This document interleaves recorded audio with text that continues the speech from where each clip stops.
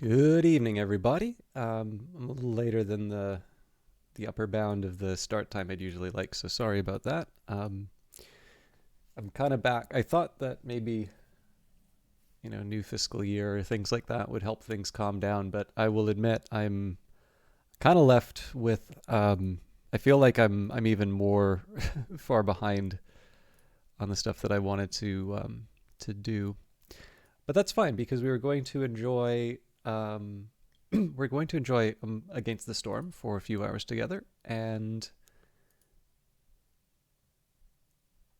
we will not worry about the troubles of the day to day. Go off and found a colony somewhere. So just bear with me a second while I get a few things set up, and then we'll also, we'll do the usual introductions. Ah, yes, the minigame is active. All right, so let's read the Sentinels of the Forest update. In this massive new update, we introduce a fifth playable species, foxes. The update also brings with it 5 new buildings, new orders, new events, new food type, new upgrades, and a level cap increase. We also introduce unique starting abilities for each species and deliver changes to the hunger system with hunger stack thresholds for each species. To unlock foxes, you must reach level 10. So I actually don't have a problem with not having all of the new features at the start. One thing I quite appreciate about this game actually is the way the leveling system works. So for those of you not familiar with this game, it's a decent, I'd say a decent summary of it would be that this is a roguelike city builder. And for those of you maybe less familiar with sort of the roguelike genre, I know there's, the Berlin interpretation. For those of you who want to think about the Reformation and your, 99 Theses of the appropriate. I have absolutely no time for that sort of stuff. I'm sure it's very interesting and, useful to some people, but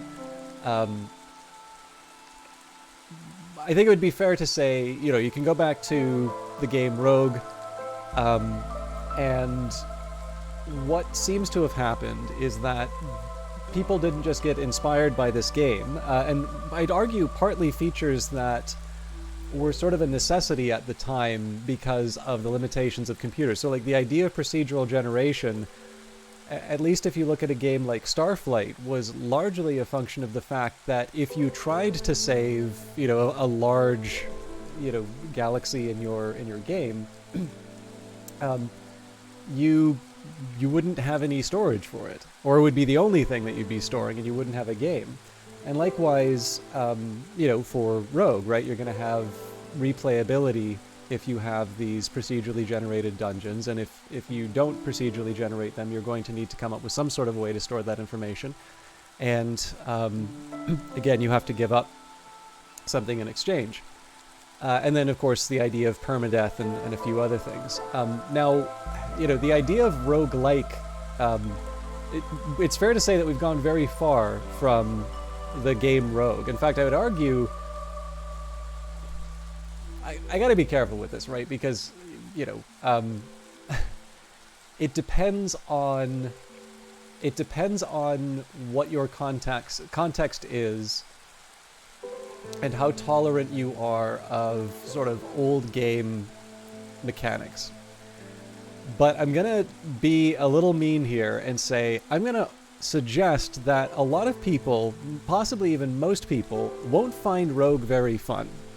That doesn't mean it's not a good game. That doesn't mean that it isn't an influential game, but the expectations have gotten quite a bit higher. So one of the ways you could tell if you like Rogue would be there's a couple more modern games. So Sword of the Stars, The Pit would be an example, sort of like this, or Eyes of Taj Mahal, I think would be another one. And if you like those sorts of games, you may like Rogue. And actually, a funny thing is, Crypta the Necrodancer is very close to Rogue. But this sort of stuff doesn't really matter that much. What matters is how people have taken some of these ideas and they have taken them in new directions and have made some really interesting games. So some examples that I like out of this would be, FTL or Risk of Rain, which they're not turn-based. They're not, I'd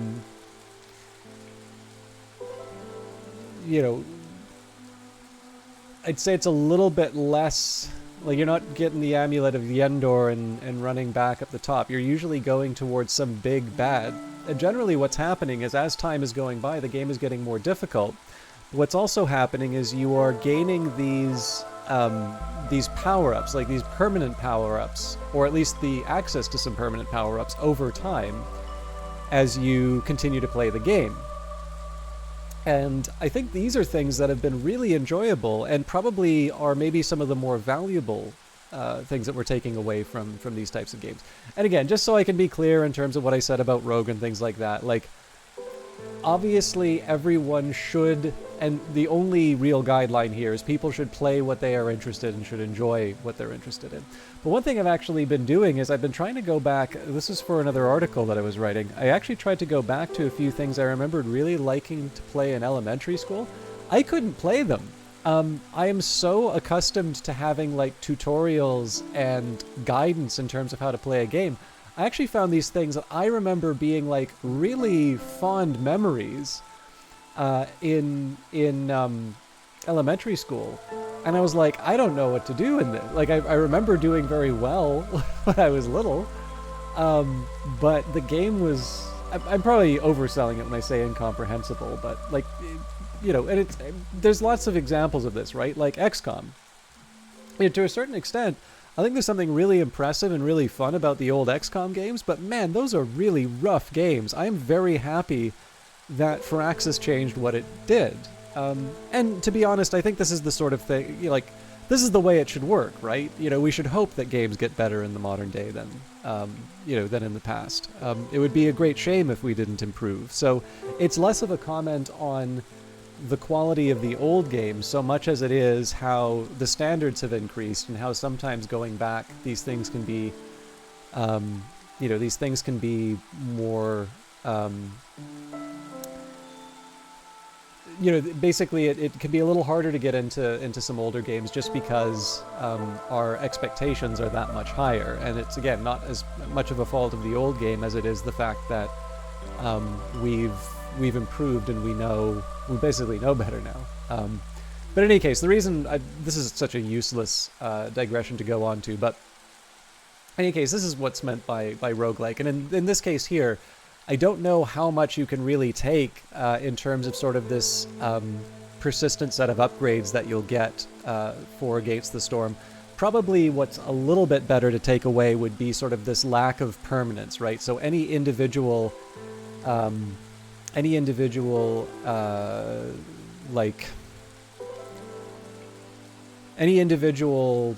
settlement that you build, win or lose is not actually that big of a deal. It's more the long run, your ability to progress and your ability to sort of grow, and more importantly, to learn things. That's kind of what matters a bit more in terms of Against the Storm. And it just leads to a very different way of thinking, and actually a very fun way, because I think one thing that really works well between the two systems, like the roguelike style and the city builder, is that in the case of some city builders, the sandbox is wonderful, but I often find myself very lost. I do tend to work a little bit better when a game tells me what to do, for lack of a better term. So a good example of this would be, I did have a little difficulty getting into Minecraft originally, but I did very much like Terraria, because Terraria sort of had a general set of guidelines. Like, it kind of pointed me towards what I should do, which in a way that Minecraft, at least the version of Minecraft I played, didn't. Maybe that's changed in the game, I'm not 100% sure. And again, like, some people definitely, I mean, you should see, hopefully by now you should see, if I'm going to say this about Minecraft, clearly I am not making statements about what, is or isn't good and what people do or do not enjoy, right? Minecraft is this, preposterously successful game, I guess franchise now. And I have absolutely no business saying what people do or do not like in that, nor am I interested in doing that, frankly.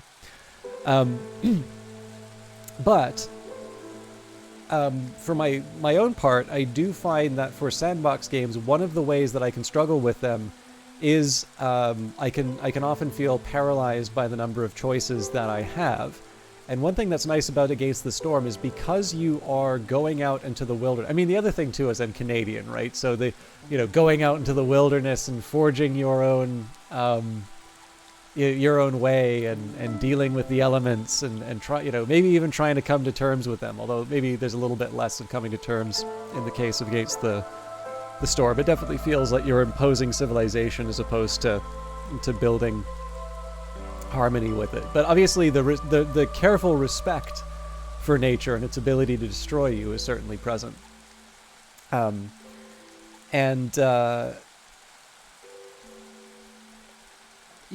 in this case here, survival is very important. So there's a number of first steps that you do just to ensure that you kind of have enough food and enough fuel and so on. But on top of that, you don't wind up in sort of this sort of sagging middle in the case of Against the Storm, because in the end, like I said, the individual settlement doesn't matter that much. You have got goals that you need to achieve for sure, but in the end, that one settlement is going to be one of many that you found, and your overall progress in the game is going to be determined by how successfully you build these and can sort of move towards other goals. So, in any case, I really like the way that they've put this together. And again, if you would have sat down and told me, I mean, like if with Risk of Rain, right? If you'd sat down and said, well, take roguish elements and put it in a side scroller, I'm like, never happened. How could that work? And the answer is, it actually works very well, and it's a very good game. And so probably by now we should learn the lesson if somebody says, okay, well, you take kind of roguelike elements and you apply them to this genre. You say, could never be done. Who would ever think of such a thing? Well, turns out it actually works very well with a city builder, and all credit to Ermite Games for pulling it off. Which brings me to an important point. I've been speaking quite fondly of this game. I've definitely been enjoying it for a while, but I wanted to just mention that I was given a copy of this by the publisher, Hooded Horse, who have put out a lot of really interesting sort of strategy and RPG games lately and have a pretty strong slate. I believe a number of them will be releasing this year, if I'm not mistaken. It should also be mentioned that Against the Storm is currently in early access, so when I'm referring to releases, this is, potentially early access or also full releases. So Against the Storm also has a 1.0 release we can look forward to, although certainly no rush on that. But as always, if you're given a key for something, it's good to disclose that. So I have been given a key for promotional purposes. I haven't been asked to say anything. I'm not receiving money for it. But it is something that I would like to point out to people who might be making a buying decision. Okay, now, I was originally going to get started, well, not exactly right away, because there's always a preamble. But I actually need to refill my water, and I normally save that for a proper break, but I actually really could use something to drink. So I'm going to take a very quick break. I am going to run the ads just because if I'm walking away from the keyboard, at the very least, I can, the people who come in, we can avoid subjecting them to the ads. My apologies for those of you who are... My apologies to those of you who are just coming in. I don't normally like doing this, but let's get this out of the way, then we can begin our new cycle in earnest. I won't be, more than 2 minutes or so. Again, I really need something to drink before I get started, so we'll see you all in a little bit.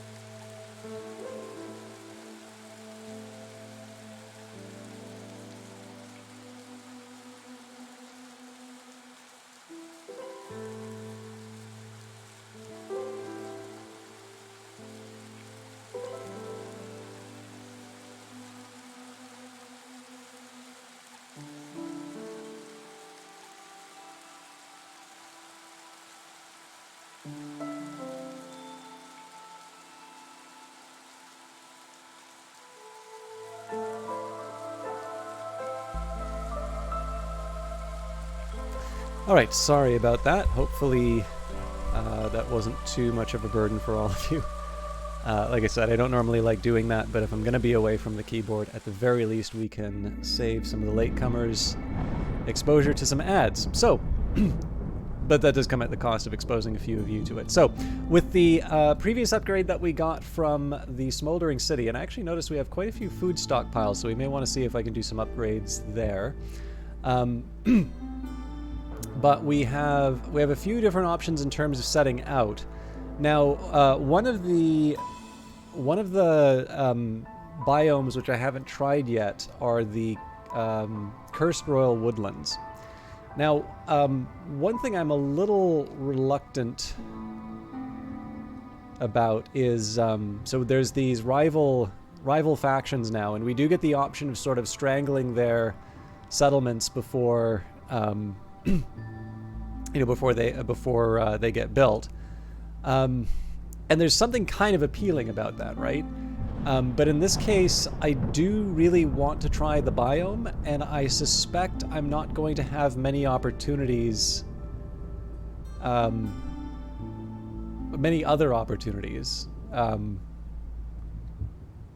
So I think I'll start with the Cursed Royal Woodlands, and then maybe we'll start making some choices based off of what factions we're a bit worried about.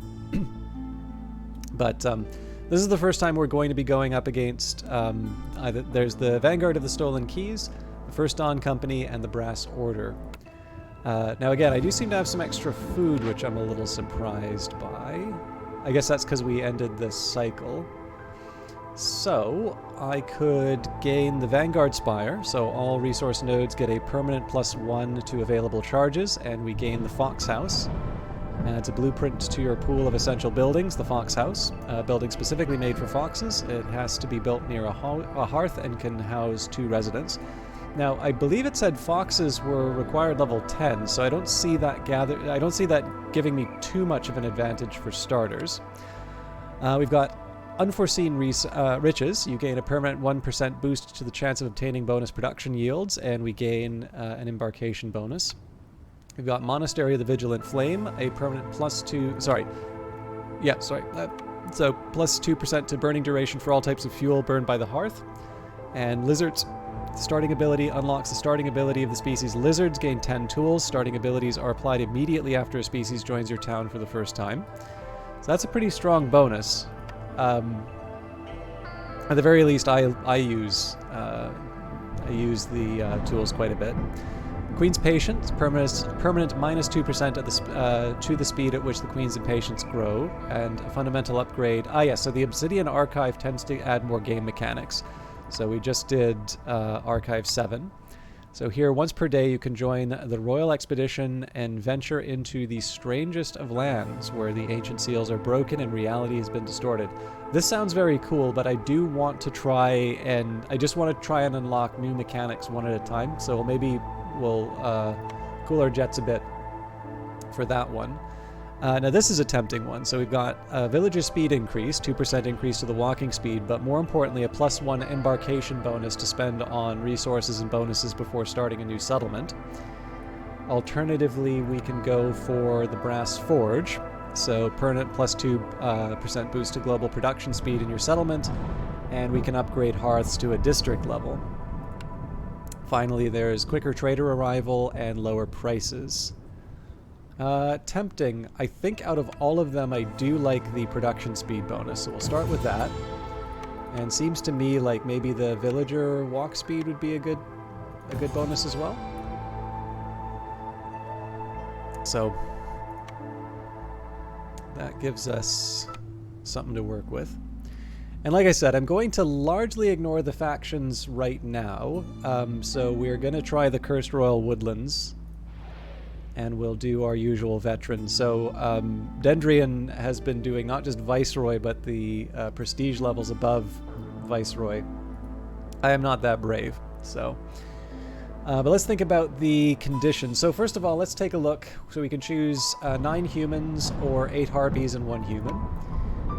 Cursed Royal Woodlands, a cursed area of the Royal Woodlands that is haunted by the lost souls of warriors fallen in the Great Civil War. The storm here is especially dangerous, and the forest more hostile than anywhere else. The Queen will handsomely reward any viceroy brave enough to settle this part of the world. All right. Conditions. Punishing. Biome effect. The forest has reshaped itself. It is impossible to recognize the danger of the glades, which are now all of even size. Okay. And restless spirits. This land has seen a lot of bloodshed during the Great Civil War. Restless spirits can be found in the forest.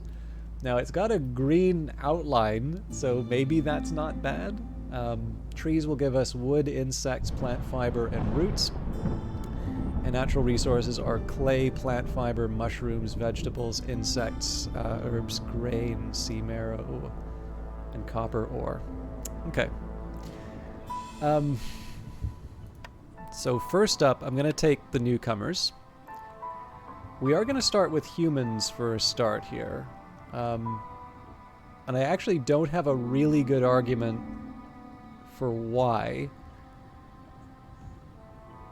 other than it doesn't lock me into two other races at the moment. There's a couple of other options that I have. I've got 3 embarkation points at the moment, so I can use them for sort of upgraded resources, vegetables, meat, stone, or clay. Now, one consideration I have actually is the fact that I only have 2. Well, I mean, I can get some extra wood, but maybe that's not as important. So maybe what I want to do is I want to take one of the resources that are 1, and then just use it 2 for the second. Let's just take a quick second here and review. Okay, so we don't naturally get stone, and roots. Okay, we don't naturally get eggs either. So let's try something reckless.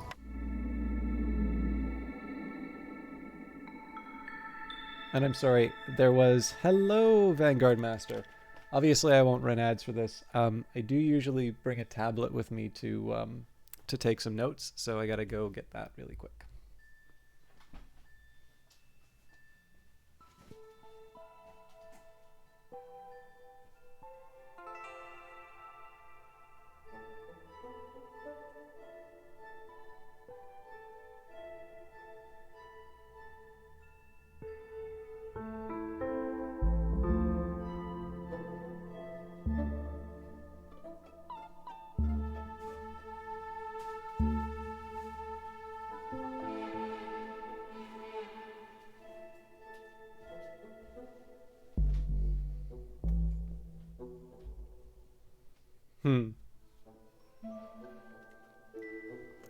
I do believe there are paper tablets.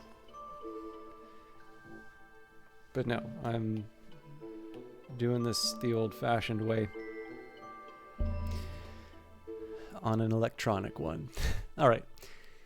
So still not clear what Restless Spirits does. We've got Fruitful Season, Forest Mystery, so the forest fruits are so ripe they almost fall into the basket on their own. Gathering speed is increased by 50% during drizzle. When the storm starts arriving, so there's looming darkness, the rampaging storm stifles the spirits of all living creatures. An additional stack of this effect is added for each hostility level, -4 to global resolve.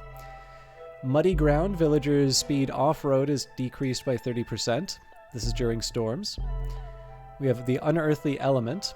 The Firekeeper's power weakens in the face of an otherworldly force. The maximum number of sacrifice stacks in the Ancient Hearth is lowered by 1. Now, I've never really done sacrifices, so I don't feel too bad about that.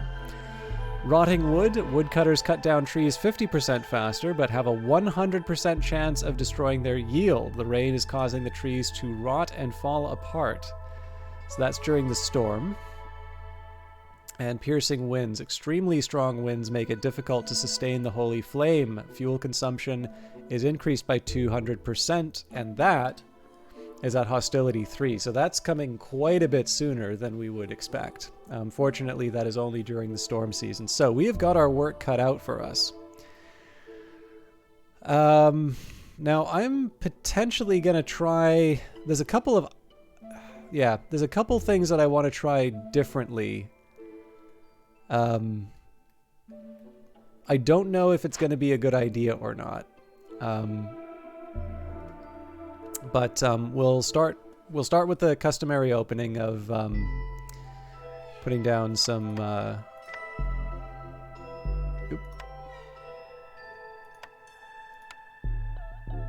woodcutters camps.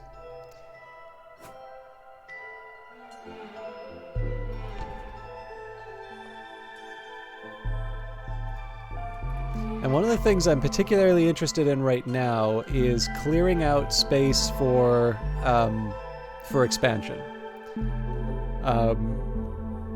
And I'm not going to bother with any of the glades at the moment, just because we have absolutely no idea what's waiting for us on the other side. So I'd like to get some space to begin with. Now this means that it's going to be a later start to the overall work. But it's something I'd like to experiment with.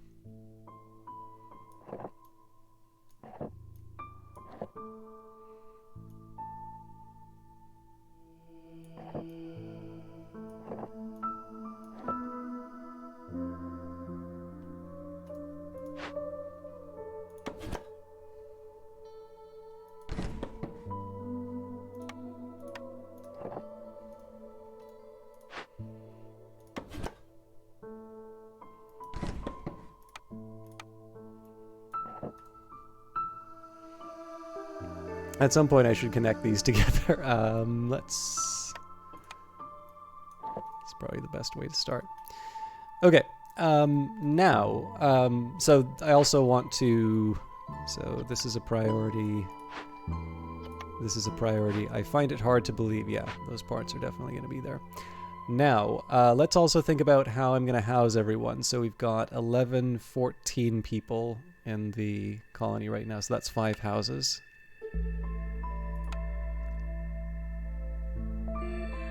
Unfortunately, when we get the resources, we can cover a human, beaver, and harpy house, but that's going to take us a while.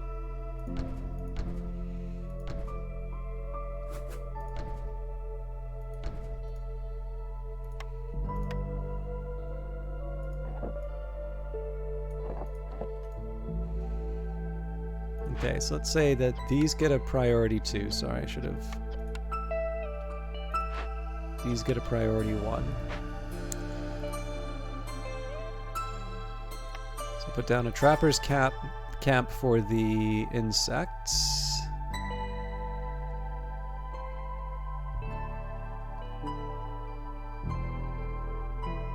It really feels like I wind up putting it on top of them, which I don't want to do. This should do the trick. And then for clay... So again, I think it's fairly intuitive what I'm doing here, right? I'm just basically putting as many people to work as I can.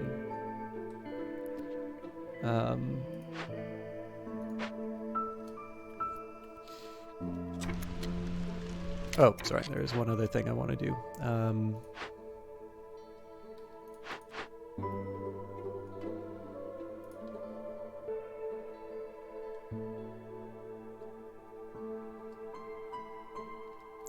So basically what I want to do here, I'm going to just paint everything that's not going to unlock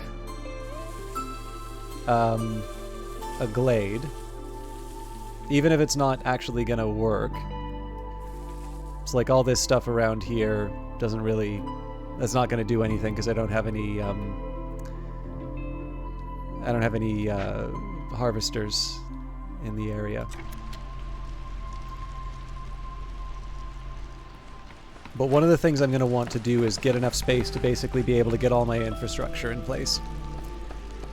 And again, the focus right now is just going to be on getting those basic resources down. So that's going to mean, you know, getting woodcutters working. Actually, there's one slightly different thing I'll do. I'll evenly split the beavers.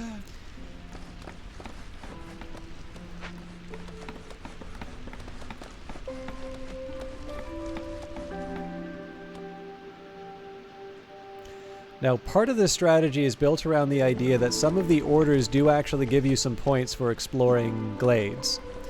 And that's something I would like to do for the in the long run.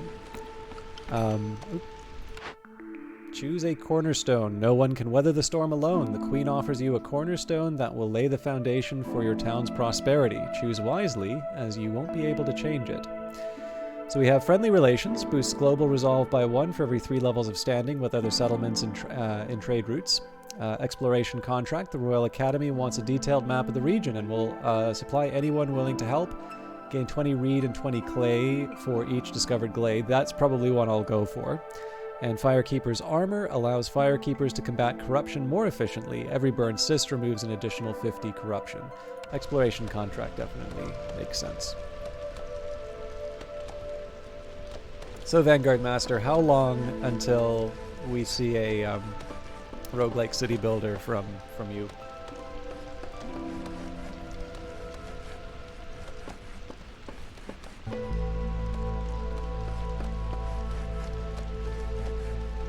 Or any city builder. Actually, I guess you do have city building at elements.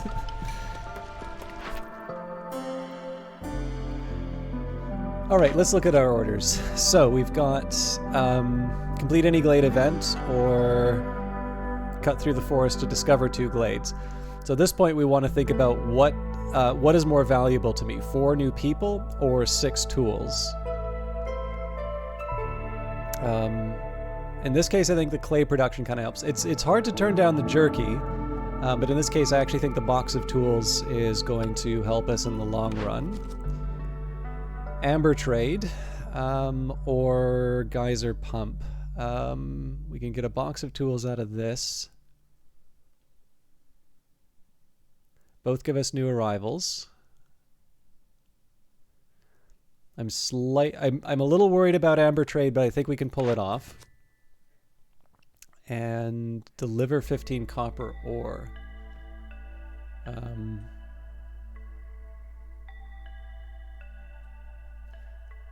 I don't know for sure that we have access to copper yet, so we're gonna resist the urge for now. Okay, one thing I do want to put down is a trader.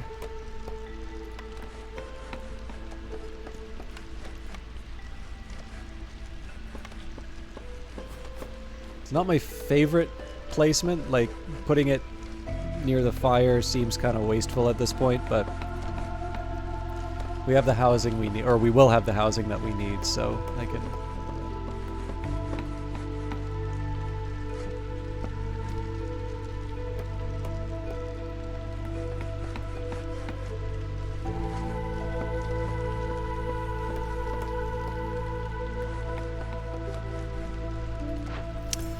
Okay, who gets a meat bonus? I don't think the harpies do. Yeah, so it doesn't really matter who does any of this stuff at this point.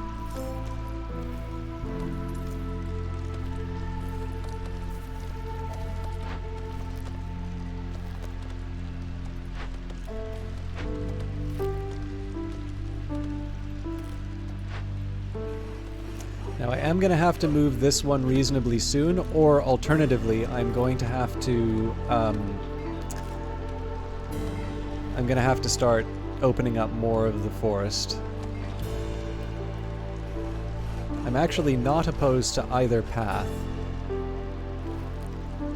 It might come down to how close I can get to covering this whole area. Because honestly, there's not that much in terms of coverage. Okay, so we've got a couple of wasted workers right now. I may want to get on that. But really, until I start building some specialized buildings, it's hard to justify.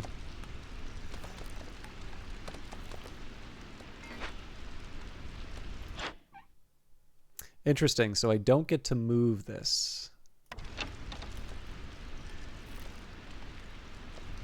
Might have been better for me to put it down here, if I'm completely honest.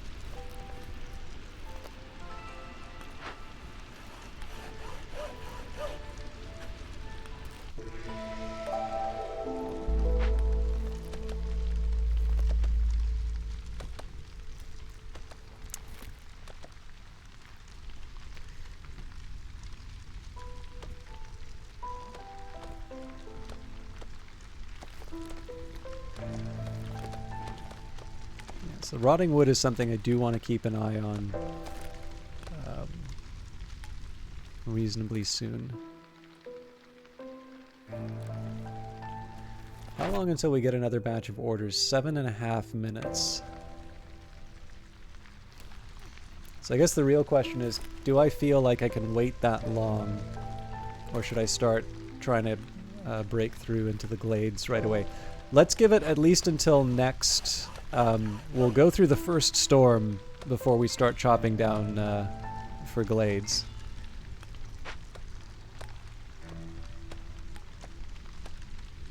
But it is something I should keep an eye on and work out a plan for. At this point, we're really just going for resource accumulation. So I'm thinking we probably have done all that we can for the wood at this point. Yeah, they're just grabbing it from wherever they can. So let's move as close as we can to... Oh, looks like my road placement kind of did me in here.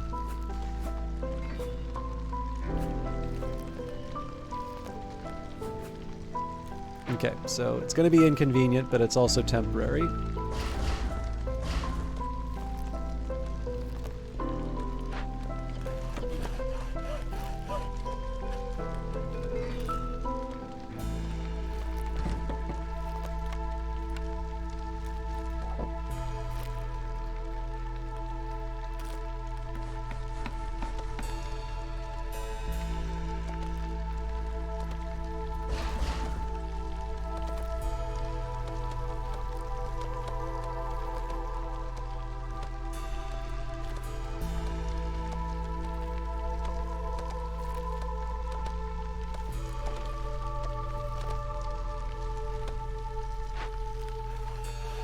So this wouldn't be sufficient to get us into this glade, however, this one already would. Now again, we don't want to do that until after the storm, but...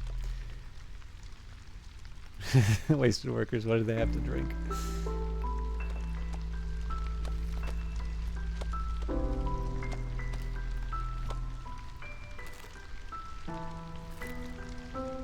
One of the really big things right now is I need to figure out exactly what my priorities are in terms of achieving some goals. I'm a little bit better equipped for that when I see what's immediately available to me inside of the glade. So basically, I know I'm not going to be doing anything based off of what I see here. And this is why I feel a bit better leaving the orders open.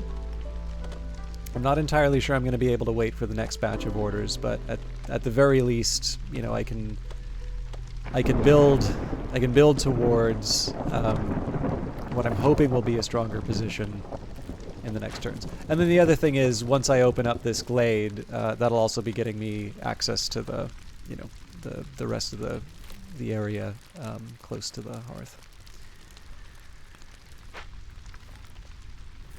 So in terms of immediate access, it looks like we have about 4 glades that we can access. Although, you know, hitting those glades is going to result in a higher hostility level, and then we may have to deal with some rather nasty things on the other end. So we're I'm not eager to poke that particular bear.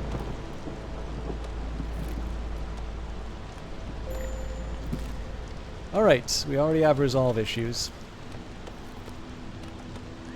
I think we'll be able to. I think we should be able to get through it, but it's something I want to keep an eye on.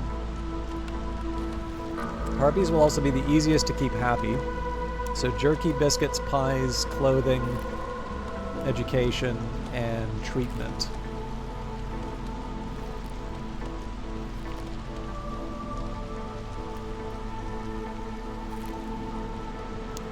Okay, no need to stand on ceremony. We'll keep the harpies happy.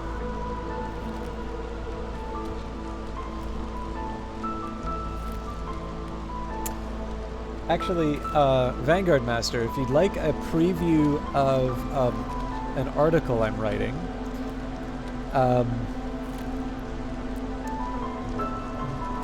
as I'm sure as you've noticed, I have unconventional opinions about gaming, most of which people find very annoying, but I am who I am. So, but I am going to argue. So I have a hypothesis that gaming has an equivalent to the romance genre in films, and it has absolutely nothing to do with visual novels or anything like that. It's actually more to do with a genre that is present in, or something that maybe once was a genre, kind of is a genre, but actually is something that is kind of just taken for granted in a majority of games, to a point that it may not even necessarily count as a genre on its own for a lot of these cases. So if you are interested in that, I'm happy to share. But I may have presented something a little too vague for it to be useful to you. I think I want the extra beavers here. So, Pervin Runebeak, these people have been sent here by the Crown. Which group do you want to stay, Viceroy? The other will continue on to the next settlement. Alright, so we need to find a place to house these people. Now, ideally we would be putting them in a, specialized housing, but we're not equipped for that, so we'll build another proper shelter. I am definitely going to take advantage of the arrival of new beavers to improve the efficiency of the woodcutters' camps. But this is the point now where we want to start thinking about how we are going to get some goals achieved. No one can weather the storm alone. The Queen offers you a cornerstone that will lay the foundation for your town's prosperity. Choose wisely, as you won't be able to change it. Now, I'm curious what this... Okay, ethereal. This cornerstone option will disappear if you decide to unpause the game before choosing it. Aha. Oh, right. It's probably to stop people from messing around. So if you want to take, you first must give +1 to wood production, but lose all stored fuel upon picking this cornerstone. Interesting. Cooking steam. If you leave rainwater for a while, it will begin to release a pleasant and warm vapor. Food production speed is increased by 10% for every 50 units of drizzle water stored, or gain 2 insects every time woodcutters cut down a tree during the storm. Oh, that's interesting. Because... So this would actually explode the number of insects we have, given the fact that the storm's going to start making fragile trees. Let's try the woodpecker technique. Right, I'd be interested to read it, even if to just follow along, because I didn't follow that explanation. It might be your unfamiliarity with romance novels. Well, it's nothing to do with romance novels. It's actually romance films. I can't necessarily say I'm all that familiar myself. No, actually, so it wasn't the article. I was actually just going to tell you if you were interested in hearing about it. So I'll do my best here. So I really like the science fiction author Neal Stephenson. I don't necessarily like everything that he's written, but for the most part, I like his stuff, and I think his essays sometimes have some interesting ideas as well. So it's 2 minutes before... you know what? I'm going to wait. Yeah, I'm going to wait out the orders so that we can get a really clear idea of what we're up against. Also, okay, it's a human that's tending the flame. So he gave a lecture at Gresham's College, and it's basically about sci-fi and like why people are interested in it. I think his actually he was talking about speculative fiction, but I don't know. I don't always find those kinds of distinctions useful. I'm happy enough to call it sci-fi, or maybe, you know, the stuff that people who like wearing elf ears read. And he kind of came up with this idea of like the standard model for sort of lighter or like popular fiction, and like westerns, romances, you know, crime, so on and so forth. And one interesting idea that comes from this lecture is the idea that romance in film, it's kind of just become inherently part of filmmaking, to a point where maybe it's not really all that useful as a genre anymore. And sort of his argument would be like, if you compare, you know, movies from 50, 60 years ago to today, like today's actors are like just absolute babes, and there's like love stories in just about every single movie, where that wasn't necessarily true before, right? Like, and in fact, if you see modern remakes of like old movies, you'll notice that the modern remakes have love stories that haven't necessarily been part of the original material. So essentially the idea here is that romance has just become sort of intrinsic. And like the argument behind this is essentially that there's two languages which cross borders and, two ideas that cross borders and languages quite easily. And that's, violence and romance. And, there's only so many like young guys in the world. And so romance is sort of the more commercial of the two options. So the idea here is not that every movie that comes out is a love movie or a romance. In fact, very few of them are.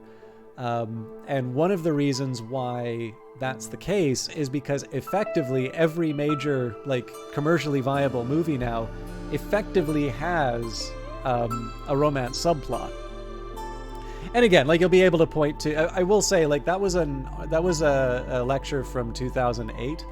So I will be honest with you, I'm not 100% sure how it works with the current crop of comic book movies. I know at least the Iron Man movies that I saw, there was certainly some sort of a romance subplot, but, again, I couldn't tell you, like, if Ant-Man has a love interest or something like that. But, like, and again, just to be clear here, I don't watch that many romance movies, right? Like, Titanic is about the only one that I can think of. Oh, actually, that's not true. There's, was it Far From Heaven, I think, was another one that I saw. Anyways. But yeah, not, like, it's not the usual thing that I'll watch, just like anyone. Ant-Man doesn't have a romantic interest in the movie. Or possibly does. Sorry, the N does. Okay, yeah, so the articles age, or the lectures aged well.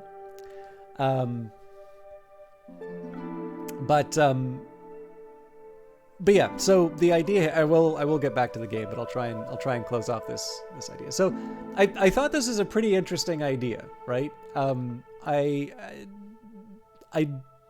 like, you can take or leave the rest of the lecture. It's definitely not the main point that he's trying to make, but I actually think there is something to that point of view. The one that I find a little more contentious is he sort of suggests that the crime story is effectively had a similar basically a similar situations happen with the crime story for television, because it lends itself, like, you can't do a romance for TV. Like, it doesn't make any sense to have, like, the main character fall in love with another person, like, every episode. So, like, romance is not going to be naturally applied to some kind of a serial format like television, but crime absolutely does. Right. And, like, if you look at it, for the longest time, there would be multiple, like, police and doctor shows. Like, they really lend themselves towards an episodic format where you have I'll get to that in a little bit, because I also think something's changed. And again, it's not to suggest that there are no love stories in television any more than it is to suggest that every motion picture has has a love story in it. But, like, pretty much forever, cop and doctor shows have been, just widely, readily available. And again, like, it makes sense, right? You've got a criminal of the week, you've got you've got a new disease. In the case of House, right, it's an adaptation of Sherlock Holmes. So, the disease / criminal of the week, it just lends itself well to that serial format. Now, the big difference, and I guess there were some indications that this was happening even when Stevenson was giving this lecture, but definitely much more the case now. People have really embraced television as a format for telling long-form stories, like, arguably to their detriment in some cases, because I've noticed that there are some shows coming out now which absolutely do not need 8 hours to tell their story, but they're still taking 8 hours to tell the story. It's a little bit like movies, everything takes 3 hours, where previously 3 hours was like an indicator that you're like a really special show that you got to pay attention to, right? So like Lawrence of Arabia or Gladiator, and it's like, yeah, this thing is 3 hours and like it's totally supposed to be 3 hours. Whereas now it's like, if it's not 3 hours, it's a short movie.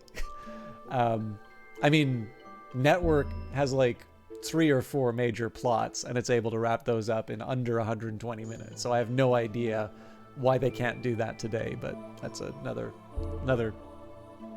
point of contention. The basic idea here is that, romance may not be thought of. Well, this is the weird thing, right? Because if you've got a longer runtime for a movie, you can show it fewer times in a theater. So surely making the runtime shorter would be more financially, sound than longer, right? But Disney's full of very smart people. They're making a lot of money, so clearly I'm missing something. But yeah, for me, I would have thought that you'd want to make it shorter so that you can do more screenings. But anyways, the main point that I wanted to make here is that I think there is actually something similar that's happened with gaming. So every once in a while, I'll see a Twitter thread about the idea of like violence as sort of a... Oh, who did that? Olaf, you handsome devil. How are you doing?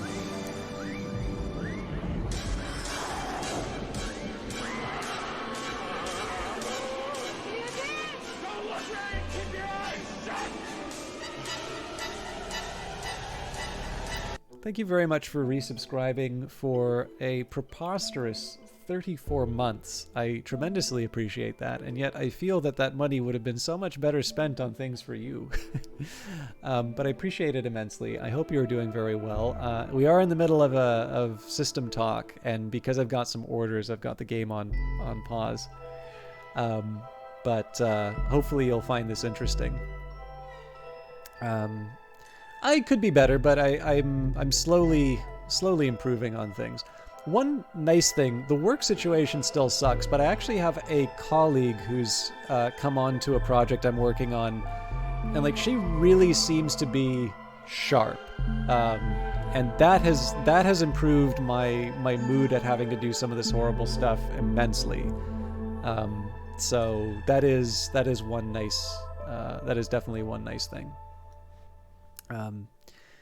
But yeah, anyway, so I was talking about a lecture that Neal Stephenson gave at Gresham's College, which one of the early points that he makes is that romance may not be useful to think of it as sort of a standalone genre anymore, because it's effectively fused with the major motion picture, in the sense that, like, at a very basic level, essentially every major release, almost to be commercially viable, you'd imagine, has a love story in it.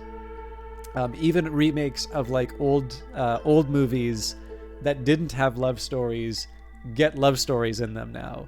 And if you compare, the movie stars of a few decades ago with modern movie stars, the modern movie stars universally are hot. There's a couple of maybe a couple of exceptions, but for the most part, everybody is just preposterously attractive compared to previous movie stars. And again, all of this is kind of pointing towards this one idea here, that essentially romance and film have effectively fused. And again, it's not to suggest that there are no romance movies that are made, but the way I like to put it would be the influence or the weight of the romance story or romance film has grown disproportionate to the number of things that are released as this genre, and that there's a similar one that exists for games. So where I really started thinking about this was, every once in a while there'd be a Twitter thread where people are talking about how games kind of use violence as a default or a simple source of gameplay mechanics, right?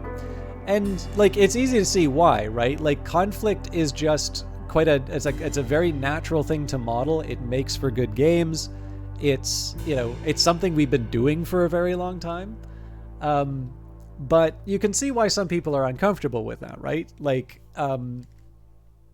the idea, like, and again, I don't want to try and come off as like this completely lily-livered, wet blanket. Like, I mean, you've all seen me play the Wolfenstein games on stream. I have absolutely no problem with violence in video games, but it is worth noting when developers have cut themselves off from that easy source of mechanics or these easy source of ideas, they have actually made some really creative games. So Subnautica, for instance, part of the logic behind making that game was in response to the Sandy Hook massacre, where like essentially the team sort of said, we want to see if we can make they were uncomfortable with the fact that gun violence in the States doesn't really seem to have been an issue that's resolved that well, and they wanted to try and do a game where the problems were solved other than with guns. And again, I think Subnautica is a really interesting game. I think it's a lot of fun to play. So you do, again, I don't want to suggest, like, please don't take this as me jumping on, like, as always, I think there's some interesting points that people make, and then inevitably, especially if it's on Twitter, people will want to take the most extreme version of whatever was just said, and, the conversation ceases to be interesting at that point. So, I think there's definitely something to it. I would argue that, you do want to be careful in terms of using this too readily, because if you think of stories and you get this idea, right, what's one thing I'm sure my English, instruction was not all that different from anybody who'd be watching, but this idea of, how do I put it? Like, well, okay. I'm sure some of you in your English class probably had something, what are the types of conflict in a game? Man versus man, and man versus himself, and of course, what is the conflict of against the storm? Man versus nature, right? And for the most part, you'll usually hear, right, like, conflict makes stories. Don't let just things happen. You want to put obstacles in front of your characters, and so on and so forth. And there's absolutely nothing wrong with this advice, right? Like, you definitely don't want to have a lot of time where nothing is happening in a story, particularly in a short story where, like, every sentence is, you're like desperately trying to fight for the audience's attention.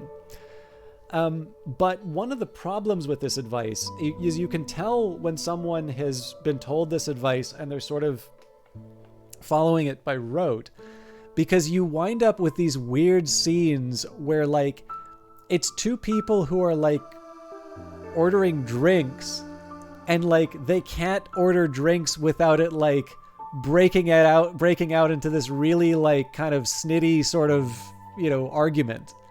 And that's totally not what that advice is trying to establish. What that advice is trying to establish, like, the conflict kind of has to mean something, right? A scene is not necessarily interesting if you if you just put some kind of artificial conflict inside of it.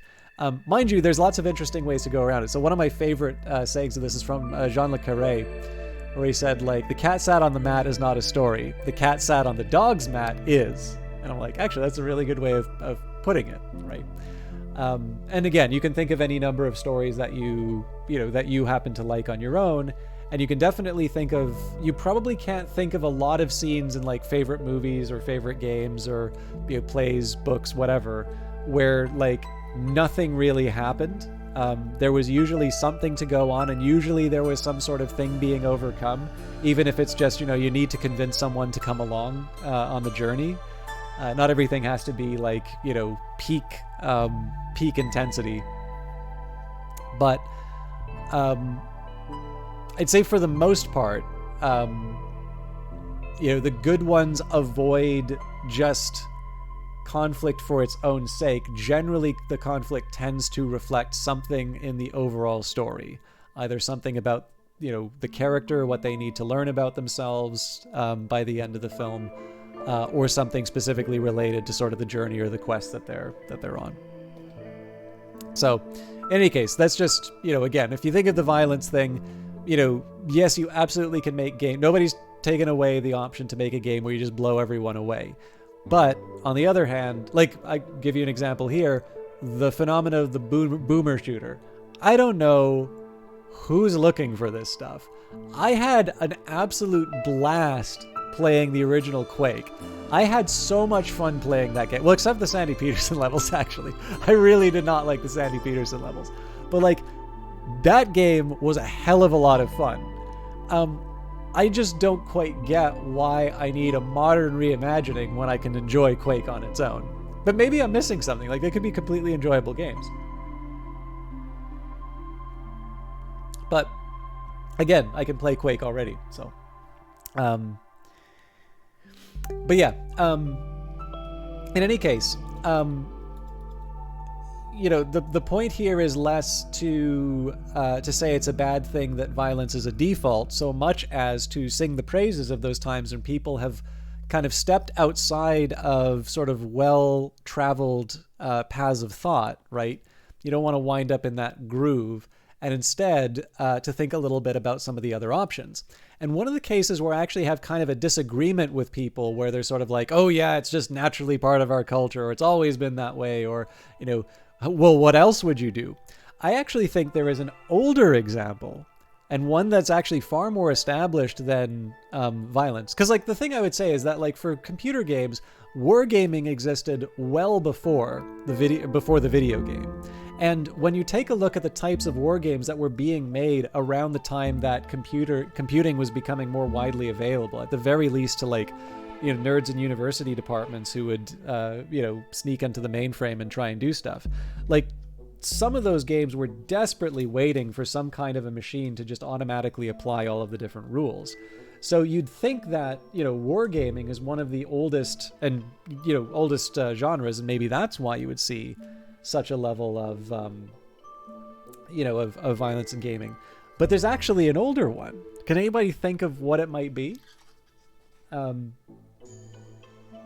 also kind of think that there's a difference between wargaming. I don't think is as violent as some of the other gaming defaults, but.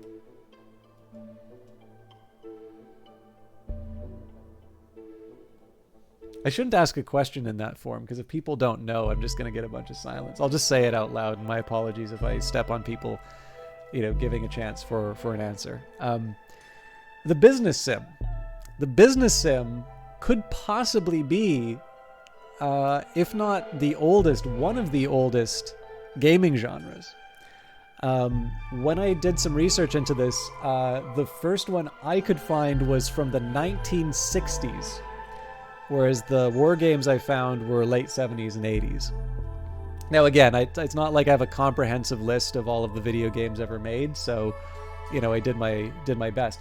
But when you think of it, right, business sims are so one of the reasons why a business sim could be older than than combat would be that where war games or things sort of based around violence generally require some sort of graphical interface.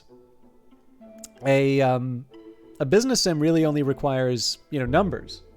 So this is something that can sort of predate better graphics. But if you think of it, right, even I'm not even thinking of obscure titles, but things like Mule, Sid Meier's Railroads, the movies, and then you can take the movies is reasonably 2005. There's for modern games, right, Jurassic Park Evolution, Planet Zoo. Well, both of those are Frontier, but you can kind of pick any decade of gaming, and you've got business sims that are doing quite well. And what I find so interesting about these is that you can take a look at what a game is about, and they're not, yeah, I definitely think older than wargaming. Not to suggest that wargaming as a concept doesn't predate the video game. Like, clearly wargaming exists before, obviously wargaming exists before because it existed before the computer. But I mean, like, in terms of like a video game, I actually think there's a claim there. You could make a claim, and I'd like to see if I can get some harder data on this, that actually the business sim predates the war game as an older genre for video gaming. But again, to be absolutely clear, I don't necessarily know. I don't have like a full accounting of this stuff. We will get to the game in a little bit. I'm getting to the end fairly soon, and we will actually talk about Monopoly, because this is an interesting case, Vanguard Master. But I want to bring our attention back to this point made about romance in film. So one of the things that I find interesting about this is that you have explicit biz sims. So like, there was a game, I got this on GOG, literally called Capitalism. Actually, I think the one I got was called Capitalism Plus. This is a Donald Trump game. There's God, what are some of the other really clear examples of like business sims? I'm really struggling. Oh, another modern example, Rise of Industry. But like, these are, or actually, even for that matter, like Game Dev Tycoon, or well, actually, pretty much anything with like tycoon in the name is pretty much gonna be a biz sim. But what's interesting here is one of the things that interests me the most is not necessarily the explicit business simulators. I think it's interesting that this is such a long-standing genre that still continues to get things.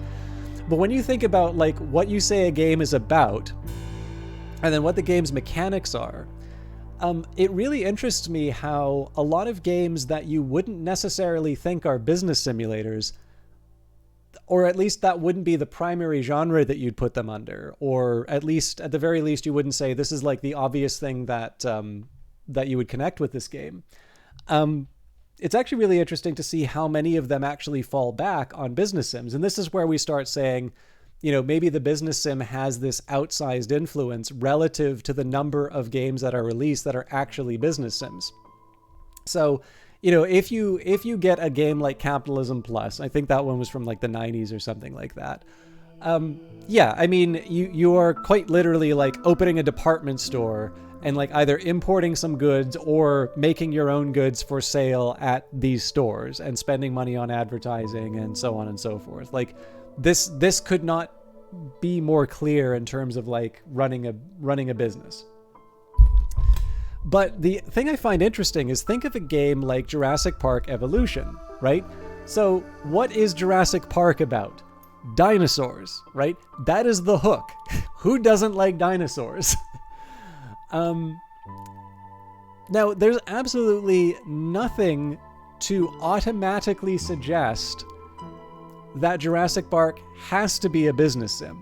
Not all of the Jurassic Park games have been business sims, but the most recent ones, and arguably some of the most successful ones, basically have done what John Hammond did, right? We've been able to clone dinosaurs. What do? Open a theme park. Let's make some money off of this stuff. And that's that actually comes up a lot more than just Jurassic Park. Because at the very least, you can sort of say, yeah, okay, like, I get it, Jurassic Park's about dinosaurs, but like, the original movie is about this guy who's like, you know, trying to, you know, make a dinosaur zoo. So, you know, maybe that fits. And again, fair enough. But another example would be the movies, right? The Lionhead game. There's lots of different things you can think about in terms of Hollywood. In fact, I would argue if you don't want to do a business sim, resource management is still available. Like, maybe you want to draw a distinction between resource management and a business sim. But you could say, the fantasy of being a director or a movie star or, you know, any, like, Hollywood has a lot of glamour. Hollywood has a lot of things that are desirable for people. It's a good fantasy for a game. And yet the movies, and actually most, if not all of the games that I've seen that have been tied to Hollywood, are all business sims. Now, again, Hollywood is a business.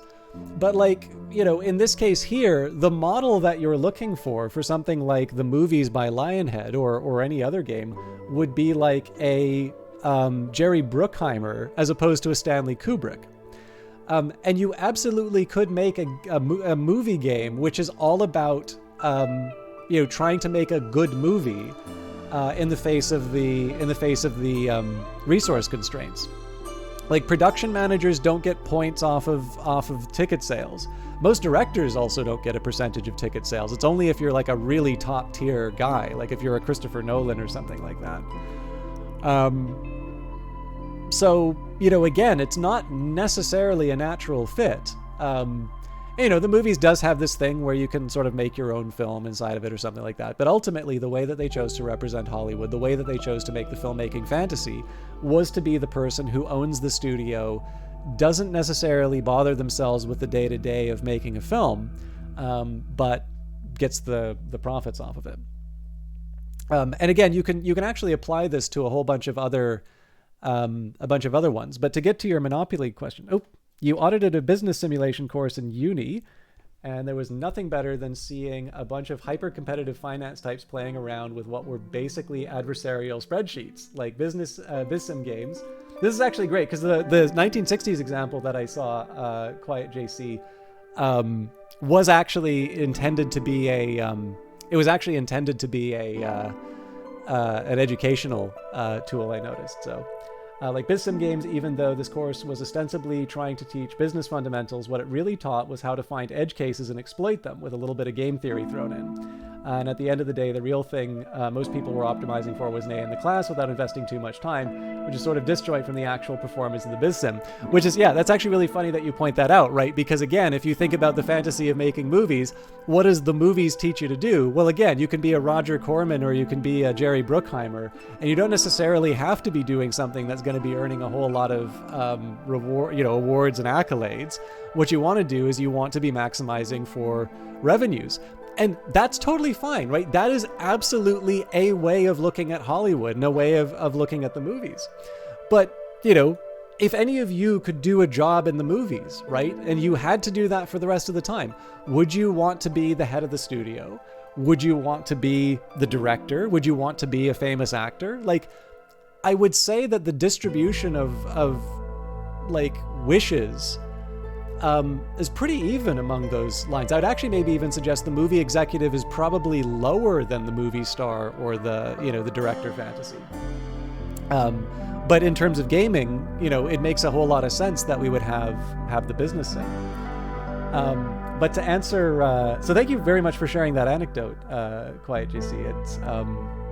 I appreciate that, because I have not had the benefit of taking a business class, so I don't have those direct experiences to sort of talk from. But to return to your question, Vanguard Master, about like, does Monopoly count as a business sim?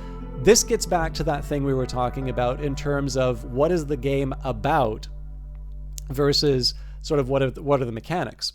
So, for instance, Monopoly has its origins in something called the Landlord's Game, which was basically made by some followers of Georgist economics. This idea that essentially what you want to do is put a tax on the land, because basically you can't make any more land. Actually, there's something oddly persuasive about Georgism, I'll have to confess. And for those of you who think that this sounds like some crazy, like, proto-communist sort of idea, Milton Friedman was actually not unsympathetic to it, let's say. I think he called it like the least bad of the taxes or something like that. But in any case, like, the original intention behind Monopoly was the Landlord's Game, and to sort of show people how bad the existing system was. And then I guess it was Parker Brothers picked it up. And again, you just sort of change the labels a little bit, and instead it's Monopoly, and it's no longer this critique of the system as it is, so much as it's a fantasy, right? It's this fantasy of being this landowner and being able to sort of build your real estate empire and build things up. You might argue that a lot of the faults of Monopoly as a game, because I know it's sort of notorious for being this very unfun game to play with people, they're actually elements of the landlord's game shining through. Because if you're making a game which is sort of a critique of the current system of land ownership, and sort of this, it has this kind of pedagogical value, then you can absolutely see why it's necessary that some parts of this become unfun. Whereas if you are getting everybody together for games night, you're not wanting to sit everyone down and talking about, wouldn't it be a good idea if we had this this tax on the value of land to make sure everything winds up in the most productive use. So the thing that's interesting about this is that, I don't know whether or not you could say Monopoly is really a biz sim in the way that we've been talking about the other ones, but in terms of what the game is about, the fantasy, sure, it's definitely a very economic kind of, I'm going to own everything, this is the thing, if you play Monopoly, essentially it's this experience over several hours of basically just slowly grinding your friends to powder. Now, some of you may enjoy that, but I'm not entirely sure it's the sort of thing that that strengthens friendships, except maybe perhaps through the survival of some terrible trauma that you all feel stronger having gone through. But yeah, so in this case here, this is kind of like the reverse of the Jurassic Park situation, right? Where you can say, so what's Jurassic Park about? Well, it's about dinosaurs. What are the mechanics of the game? It's a biz sim, right?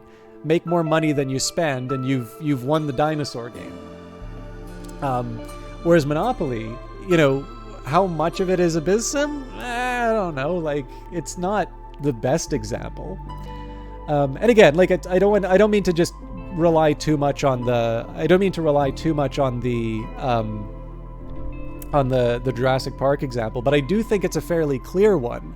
Just because, again, I think everybody has about 5 or 6 ideas of other things you can do with dinosaurs that have absolutely nothing to do with reliving the fantasy of who sits down and says, we're gonna make let's make a Jurassic Park game, and someone says, oh, can we be the Richard Attenborough character?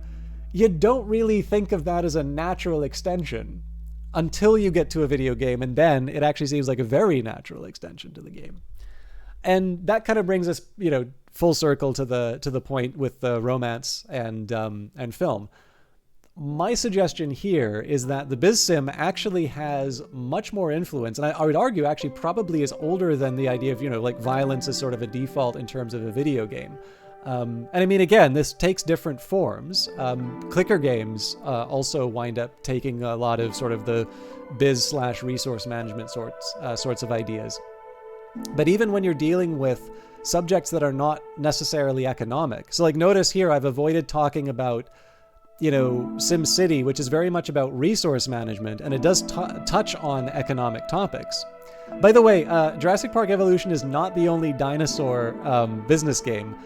There was an educational game called Dino Park Tycoon by a company called, I believe, Mech. Again, I've been doing my homework. And that was one, I don't know if it was made before Jurassic Park, but that was a game which used dinosaurs to, appeal to kids, but it was also a business, sim. And it was entirely designed to sort of teach you how to sort of manage your money and sort of learn about how to keep you spend a certain amount to sort of generate a stream of cash flows and so on. I mean, again, it's for children, so it's not a very complicated business sim, but it's you can kind of see what the form is. But again, the dinosaurs are the fantasy, but the mechanics are the biz sim. And I think the more, at least for me, the more you start sort of scratching under the surface, the more and more you actually see this. And I'm a little surprised. Basically, what it comes down to me is every time I see one of these conversations about sort of violence being a default for gaming, I don't necessarily disagree with it. But what I find so interesting is that people don't drop the other shoe, which is to say that there is potentially an older and more established default in gaming. And for whatever reason, people don't ask the what if story, right? What if instead of like Wolfenstein and Mortal Kombat making tons of money, people went down and said, hey, SimCity made a lot of money, and Theme Park made a lot of money. Well, I guess I think Theme Park made a bunch of money, but what if we wound up doing these things instead? And I mean, obviously, there's still plenty of biz sims that do well. But what's more interesting to me is not necessarily the number of business sims which get made, which is relatively small, but the fact that there are so many games which essentially are biz sims in a different fantasy. To a point that whether or not we should consider a business simulation a genre on its own, or just basically a sort of set of mechanics that we take off the shelf, that's the one that I find more interesting, because I actually haven't really seen a sustained discussion about that, other than, of course, in this present conversation. Used to play Monopoly. So I'll just catch up with chat, and then we'll finally make some decisions on orders. We used to play Monopoly at the mall during our spares in high school. We ended up having to buy the game a few times because you kept forgetting it at home. You always ended in a fight, and numbers go up. Yeah, exactly. I mean, again, this is the most obvious step to me here, which is that, I mean, I'm sure somebody would say, oh, well, it's, late capitalism propagandizing itself and blah, blah, blah, blah, blah. It's like, okay, it is fair to say, we do live in or at least I do. For my entire life, I've lived in a capitalist, mixed economy. I mean, obviously Canada has like a social safety net, and so I think most of us live in mixed economies. But you can make the exact same, like I could do this exact same argument. Like, changing the ownership would not change anything about what we just talked about. We could all be living in a command economy, right? Like the absolute dream of the Politburo. The state owns everything, and the biz sims would be the exact same, right? It's not a cultural thing that we're necessarily arguing about here. But is a reduction of this argument that capitalism is more fundamental to video game mechanics than violence?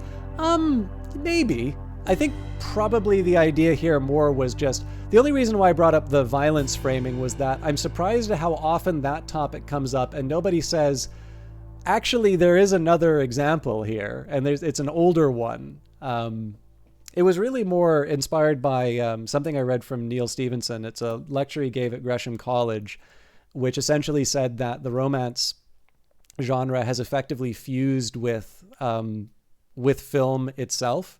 So essentially, every modern film has a love story, even though there's not a whole lot of love story. Like, there's not a lot of romances that are made, period. But just about every film has hot actors and some kind of romantic interest. But, oh my God. I know. I am not trying to say... This is one of the reasons I hate talking about this stuff until I put an S. Okay. I get it, but do you not see that there may be a difference between talking about a business sim and the competition inherent with that and like wargaming or Wolfenstein? Like, do you feel that there's no useful distinction to make between those two? Because I think there is a world of difference between those two things. But in any case, where I was trying to go with this was just to simply point out a similar point to what Stevenson is, which is that I suspect in terms of gaming, there is possibly a game that doesn't really count almost as a genre on its own anymore, but instead has actually become something that is just so prevalent in the background. And if you take the minute to sort of like step away from it, how weird it looks in some of these fantasies, right? And we can give chess as an example, right? Like, the subject of chess is definitely a battle, but it's not really a violent game. It probably, you could consider it like an abstract board game if we're completely honest with it, right? The same thing as like some of those games where there's like little marbles where you're moving around on it. So the fantasy is the battle, the same way that the fantasy of Jurassic Park is the dinosaurs. But in the end, Jurassic Park Evolution is a business game. But anyways, I did promise I was going to move on from that. But But yeah, so there you go, Vanguard Master. I suppose my conclusion to all of this, I'll get a conclusion when I write the essay, but business is the romance of video games. Let's get some orders.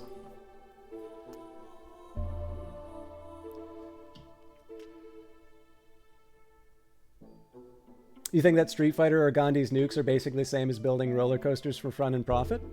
So I mean, it just, in the end, because they're all represented as, because like essentially here, the deal that we're working with here is that in the end, to make something a video game, you need to represent it in data, right? So like if you're going to, if you're going to be making a game, at some point you're probably putting an integer in, C# if you're in Unity, or I guess it's technically C++ with Unreal, but I feel like it's a very different thing when you're using Unreal. But in any case, like I just sort of feel like because you can represent things as numbers, you can definitely reduce it down to number go up, which I know a lot of people do, but I feel the difficulty there is that I feel there's a meaningful difference between, the health bars. So like if you think of the fantasy of something like a Street Fighter or Mortal Kombat, right? It's like being the kung fu master that you'll see in a movie. And the way that you'll play a game like that will be, you learn a particular set of moves, and both the quick thinking that's required to know when to do those exercises, but actually also just to train your fingers. Like I'm not very good at fighting games, largely because I've neither the ability, well, maybe I have the ability, but I don't have the inclination or the patience to learn all of the combinations. But then, I can absolutely see why that's appealing to someone. But I mean, in the end, the health is going to be represented as some kind of value in a data structure. And I feel like you can go to that higher level of abstraction, but I just don't necessarily know if that gets us any further to understanding the games that we play.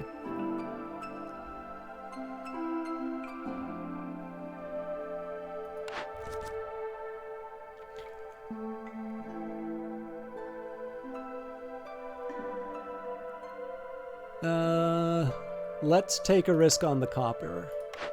Oh wow, I can deliver it. Interesting.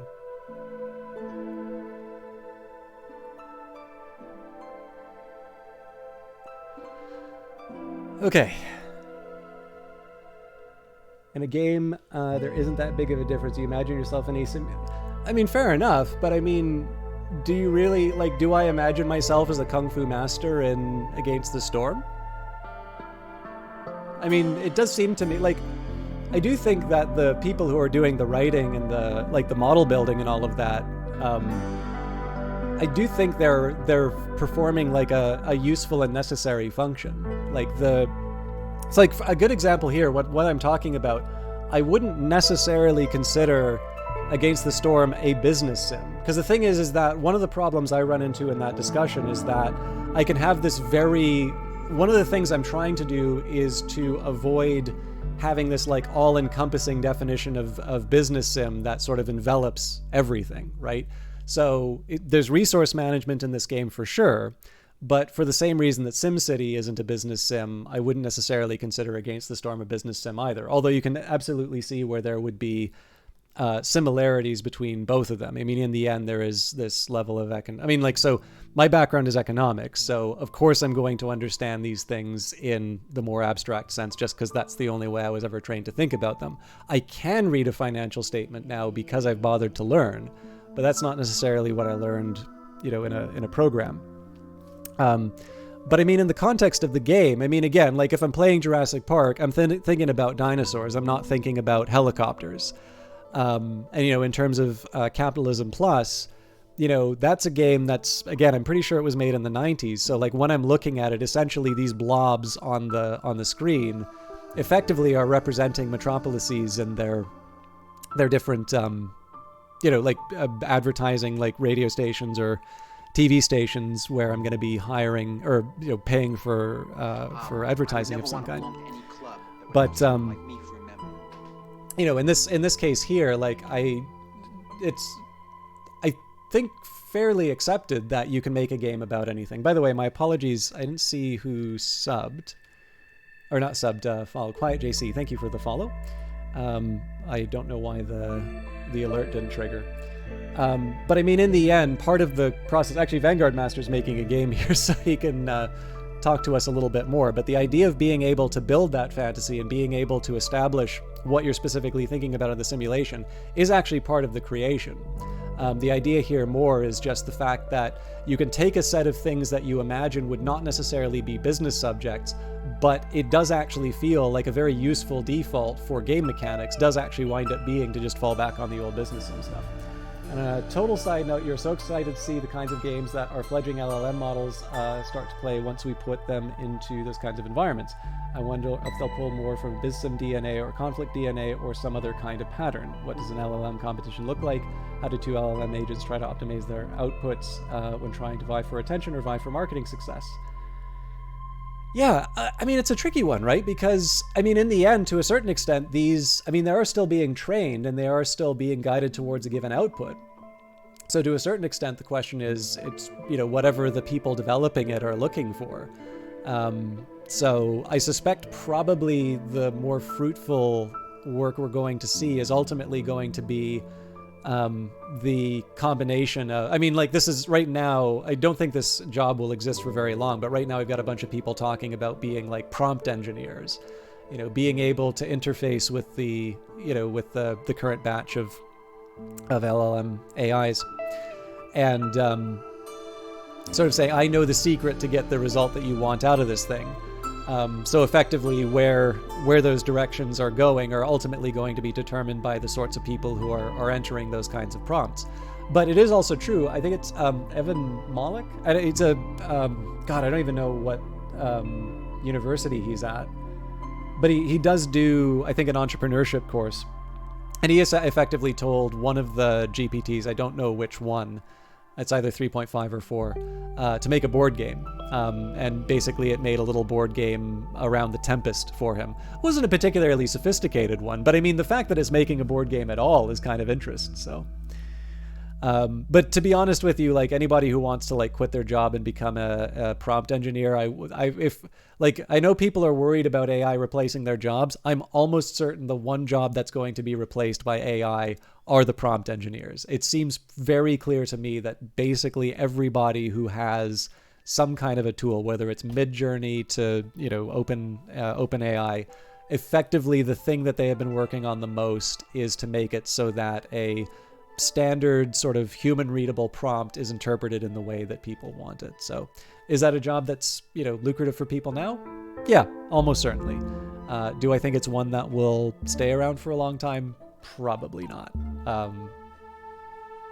I think for the better, right? Because obviously, if you can, it would be nice to have as thin of a barrier between the idea and the implementation.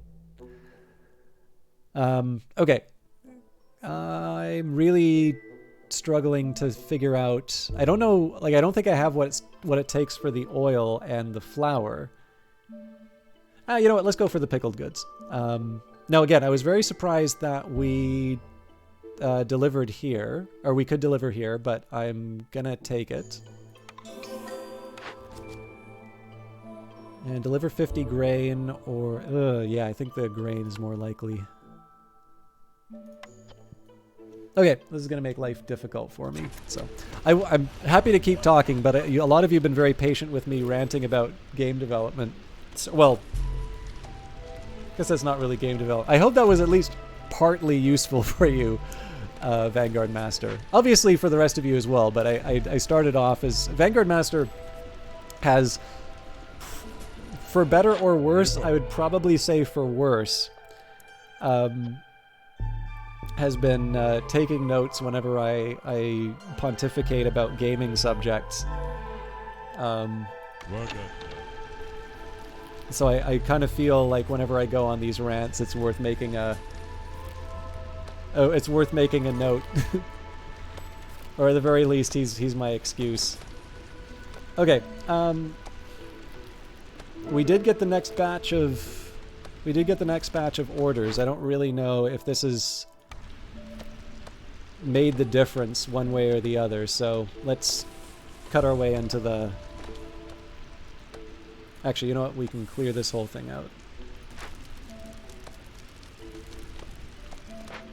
We're gonna have to confront the whatever lies behind the glade at some point. So it's like just a slight move, or maybe not.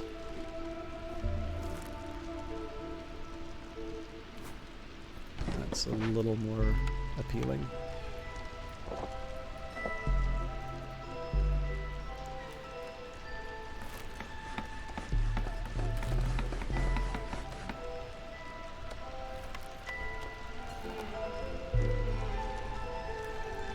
So yeah, what I've basically been trying to do is hold out a little bit longer on picking buildings and going into glades, so I can get an idea of what kinds of objectives I'm going for. Okay, this was a pretty friendly one. But we do have a use for this stonecutters camp now, so... And actually, that will be good for grain, so I can work towards... I can work towards a farm as well. I guess technically this is still in the...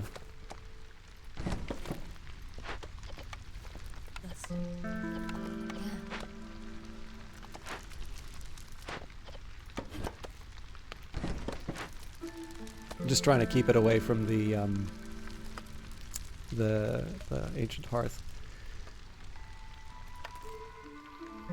I also don't mind foraging, so we'll set them up here for now.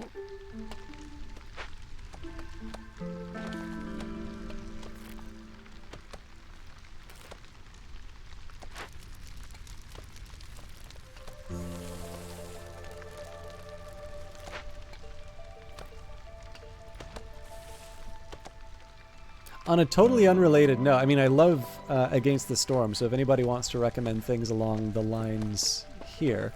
I did spend a lot of time pontificating about business sims, so I am curious if anybody has any favorites or interests as far as business sims goes for themselves.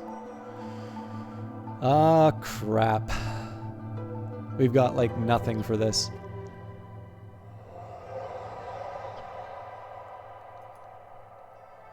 So the good news is we have like half an hour before this comes up. But we need to start generating some blight rot.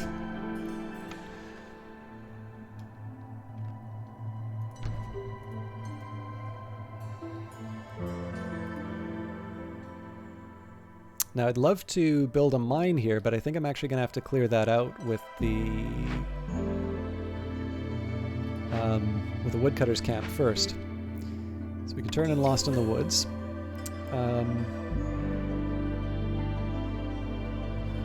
Okay.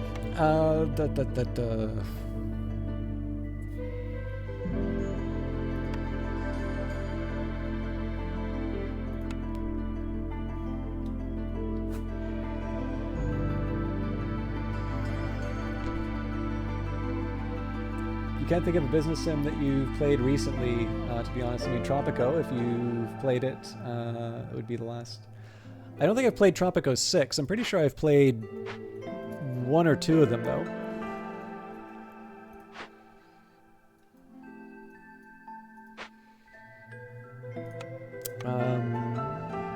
God, I don't know how to place roads still.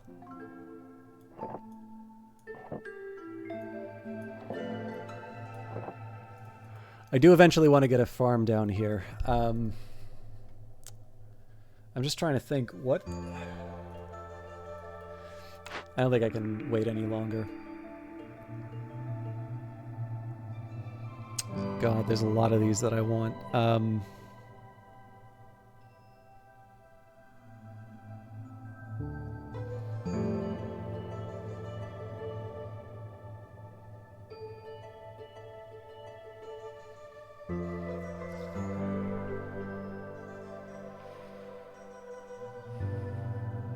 I'm gonna risk going for the rain mill.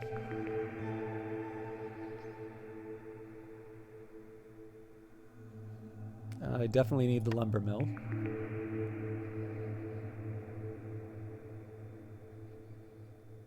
I want the smithy because of the tools that it will get me.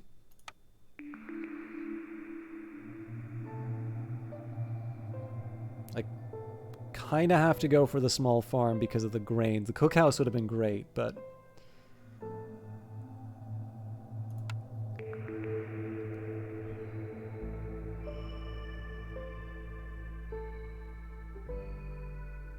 I'm going to try re-rolling this one.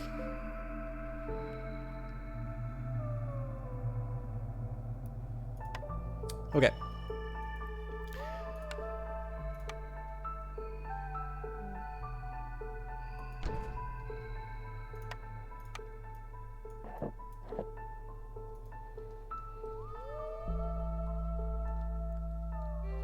Just getting something resembling industry set up here.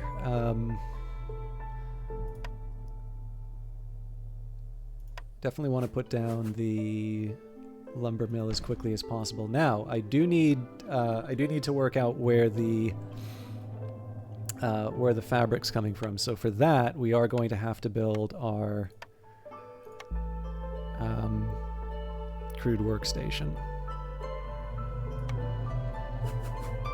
It's also fair to say we're going to have a pretty substantial shift to our workforce.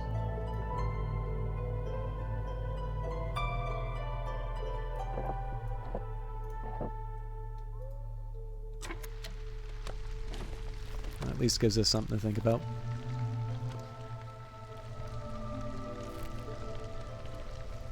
But yeah, this is absolutely a top priority. Now, with luck,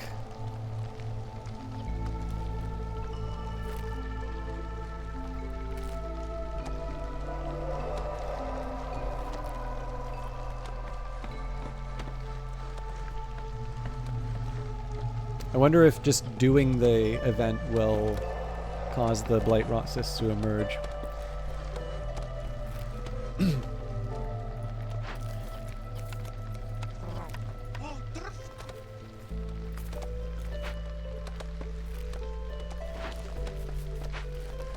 Not all of these are necessarily created equally.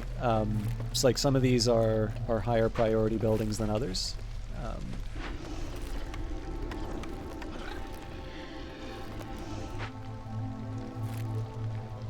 So for instance, the herbalist camp isn't my highest priority right now. Oh, it's we'll set 10 as a default. But yeah, like, you know, clearing out a human from the sea marrow would be a good example of an efficiency that I could apply.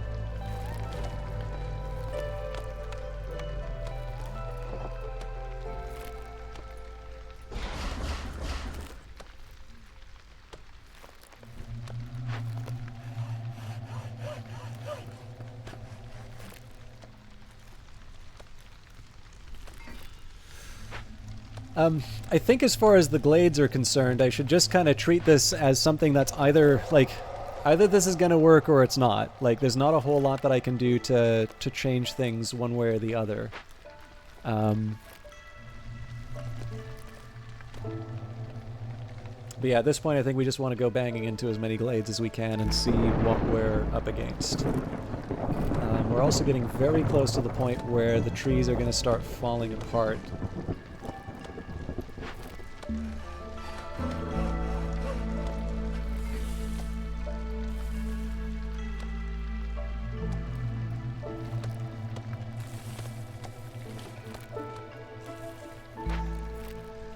I'll let him clear this out. I think I do want to clear out this area here so I can mine out this copper so that we can start building tools again.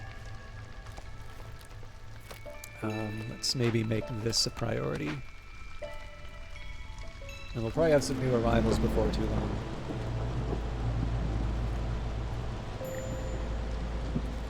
Okay. I am going to favor the harpies when I can, but we won't rush it.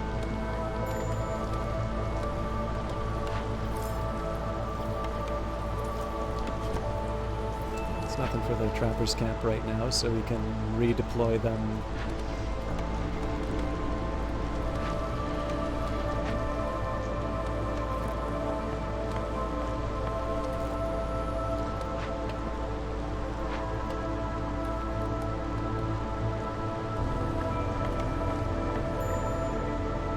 Oh, ugly. I'm sure the beavers will... I'm sure they'll survive the storm, but I do need to get a little more serious about delivering their needs. The good news is the beaver houses only require planks, and those planks will... Oh god, did I build the wrong kind of path? Nope, it's fine.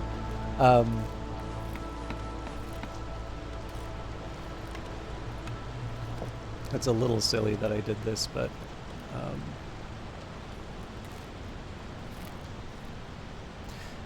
But yeah, we've only got 35 seconds left, so while technically the beavers are at a negative, they shouldn't actually wind up leaving.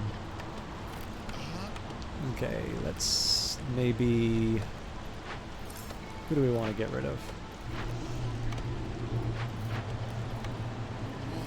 Okay, don't make planks. Not sure about these.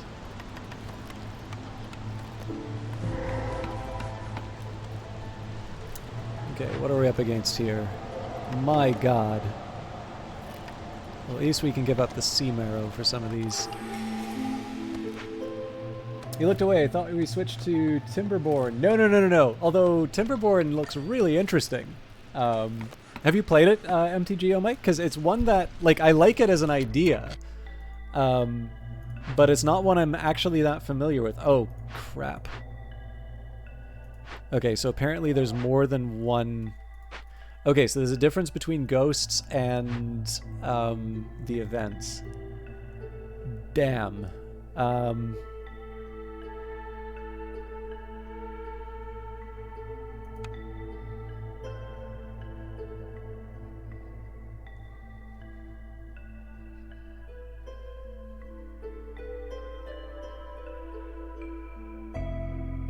So I don't really have packs of provisions. I've only got 12 minutes to work this, so I think we'll... So, like, I'd prefer to send this to the Citadel. I'm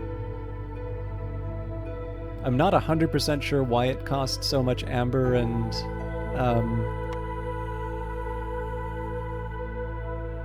provisions, but, like, looting is the only thing I can do, and I do actually have the resolve for it, so...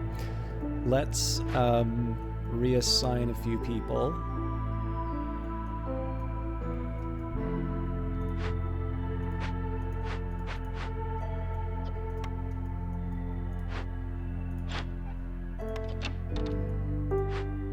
I've already taken the other human.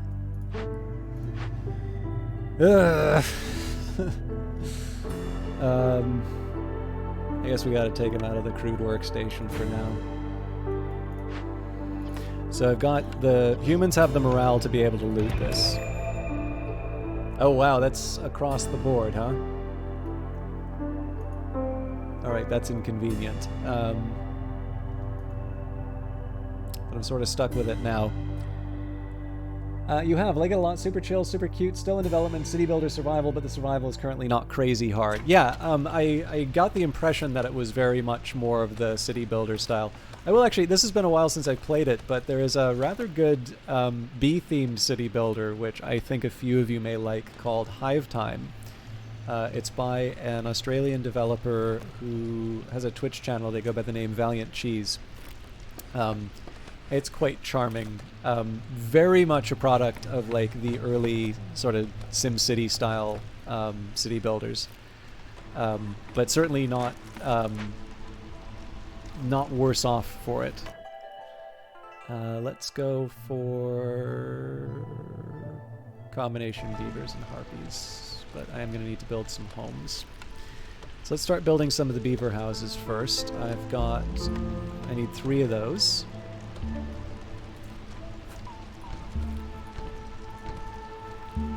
We might be able to save it by favoring the harpies for a while.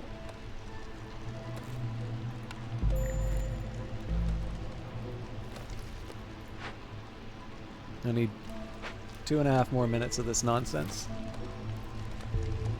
But it's currently it's a pay what you want title, so I don't like saying a free title because obviously pay what you want. Like there is kind of an expectation that somebody's putting in the effort, they will be rewarded for that effort. Yes, I think Beaver's working the lumber mill's what the doctor ordered. Let's build up the jobs that I need.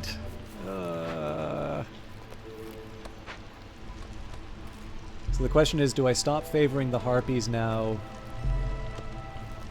Let's try it. I think we're just going to wind up losing one of each. If I can avoid losing the beavers, though, that's better. Come on, you can do it, you can do it, you can do it. Thank the maker. All right. Definitely losing a harpy, though. Okay, what are my... Okay, stonecutter camp.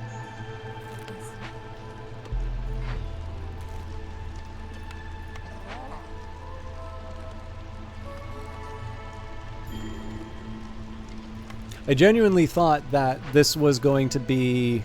So I should have just paid attention to global resolve when it said... I thought it was the people who were working it rather than the settlement overall.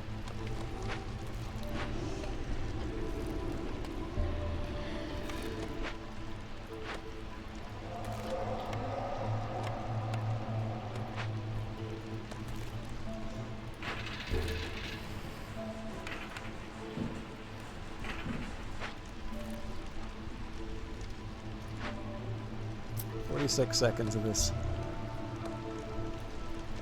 I think we're just going to have to accept we're going to lose a second one.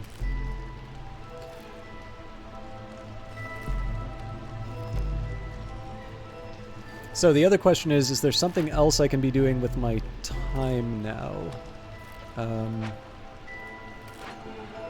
Obviously I'd like to send these things to the Citadel, but I'm going to probably need the tools to satisfy the ghosts. Reinforced axes seems like a good idea here.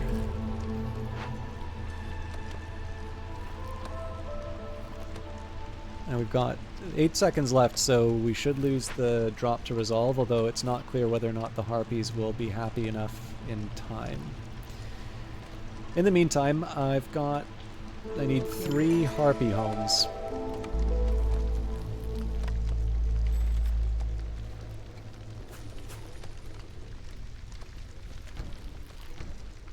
That won't work.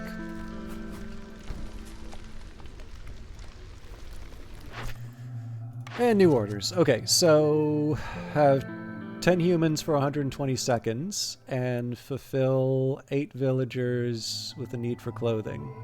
Alternatively, 2 rain collectors, 35 drizzle water, 35. This is the easier one to achieve. 125 clearance water. I think 3 dangerous glade events is easier. Would have been better if I, had this one to work with first, but that's neither here nor there.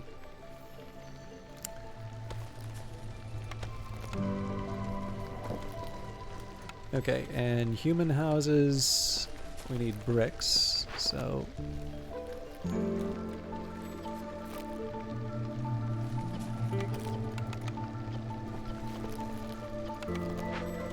I don't think I have any more efficient brick production.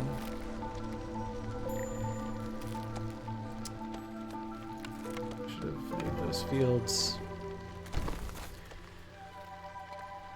And we definitely want humans working those, so time to shift around the priorities a bit. God, what do I even want to do here? Okay, let's start by... I'm going to clear out a couple of the humans. I feel like I should be focusing on grain. Well, no, actually, the last time I've focused on grain too much, I've starved my population. So we will do grain and vegetables and just let that run its course. Now, actually, the game wants me to make 6 beaver houses. So maybe I should just put the 3 down and be done with it.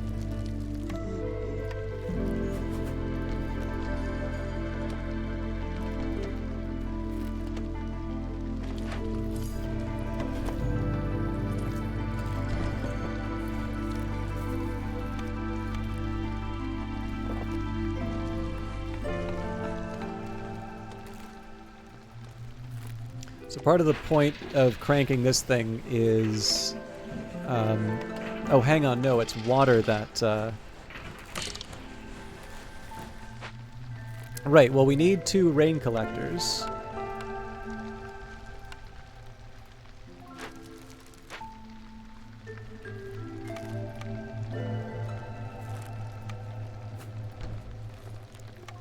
No, we don't have the tools right now, but I can definitely fix that.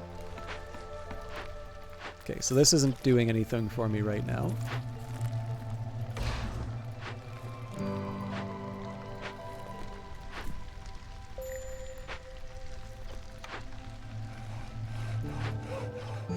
This one we're going to move deeper into the woods so that we can clear out something for the copper.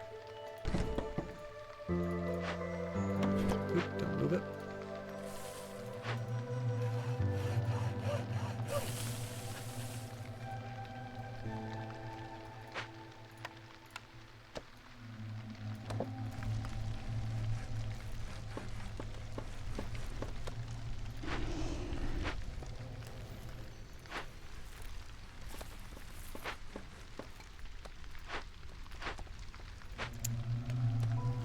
What else do I want to sacrifice for tools?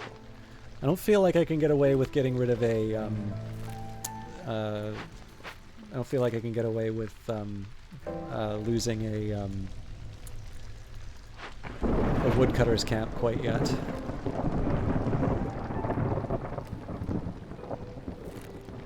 I think we'll let nature take its course on that one, and, I don't know, we'll just have to wait on the other rain collector. But yeah, what I do want to do is, as much as possible, I'd like to get the, like the blight rot, coming. Oh yeah, actually this is one thing I wanted to try. So let's, okay, so we have to somehow generate the blight rot cysts, which makes the rain collectors actually a higher priority than before.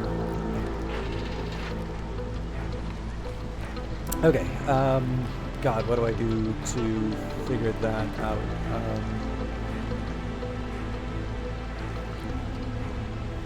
So one of the big questions is, what's the building I can sacrifice? I don't feel like I can get rid of the stonecutter's camp quite yet.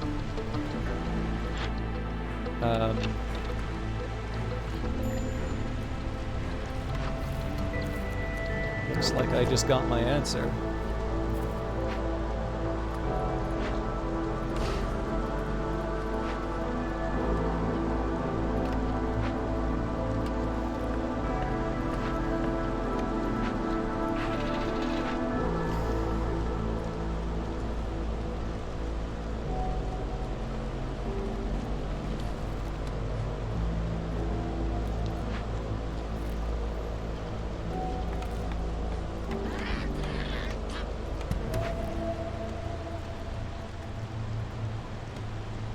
I think I'm gonna have to play favorites of the Harpies again.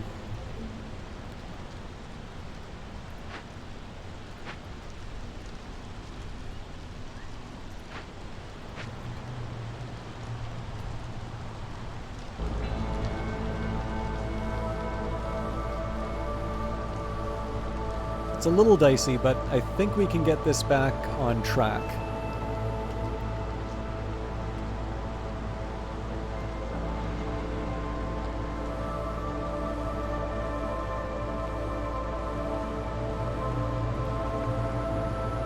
I'm also slightly tempted to build the stormwater geyser for the lumber mill.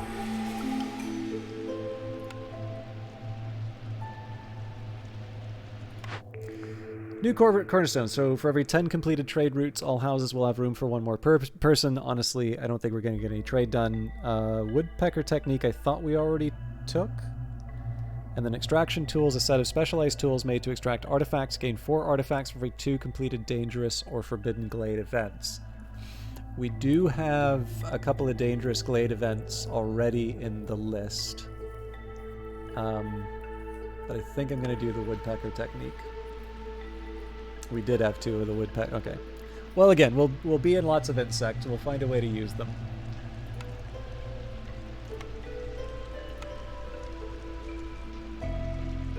At some point, I do want to build a smelter. Mind you, I also want to build a geyser pump too, so...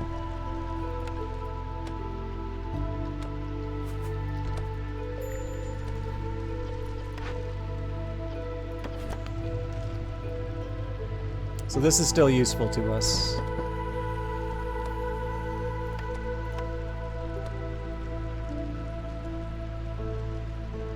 Apparently there isn't actually any way through this area yet.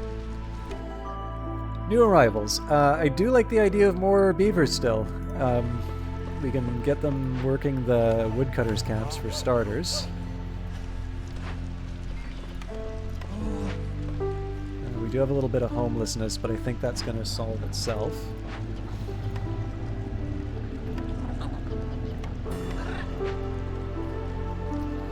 I should probably have more builders working. Yeah, we'll leave the crude workstation for now, because right now our shortfall is wood. No, apparently we also need fabric, so what's the deal here?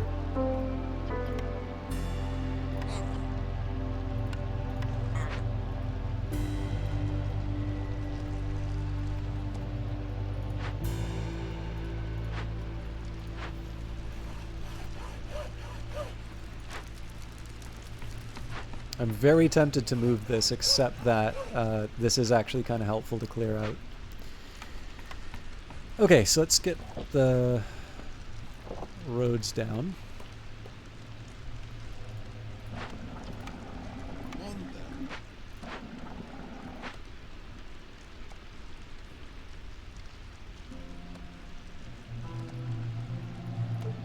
I'm not feeling good about being able to complete the ghost. So the offended ghost has brought misfortune. Hostility is increased by 100. Permanent, won't be removed once the corresponding glade event is finished.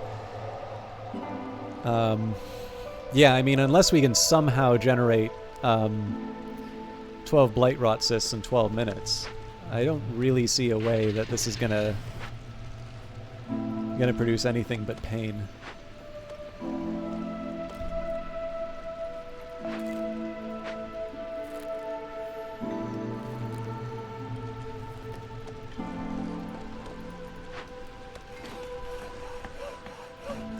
I do need to start going into more glades, although I think more or less we sort of know what's coming up. I think I'm probably just going to move this woodcutter's camp. Actually, honestly, at this point, let's just let's move it here. So I do want to clear out this little area. And then also get access to a new glade.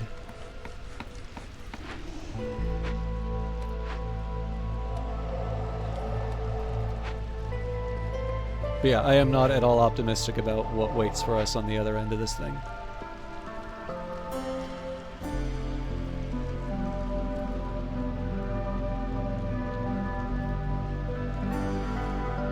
What else am I going to do?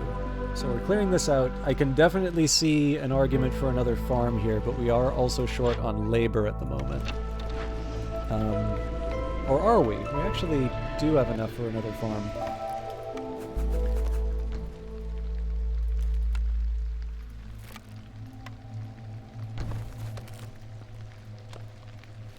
I don't think it hurts to have all these builders running around right now, just for, you know, essentially for reason you're seeing right here.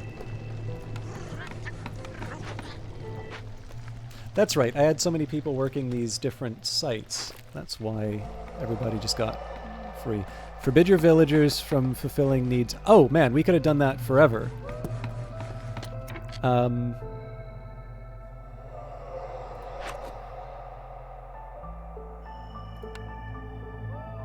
Okay, leisure, religion, and clothing.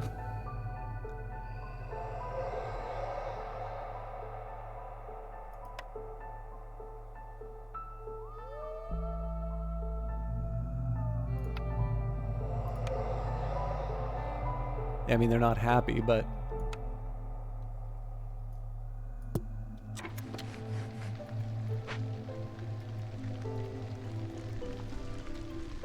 That's one we could have dealt with so much earlier. In fact, yeah, we've only got a 5-minute window in which to make that really work. That's going to make life interesting.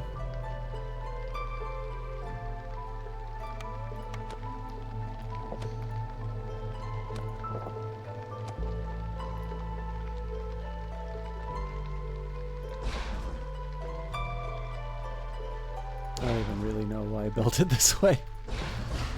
Yeah, it'll sort itself out.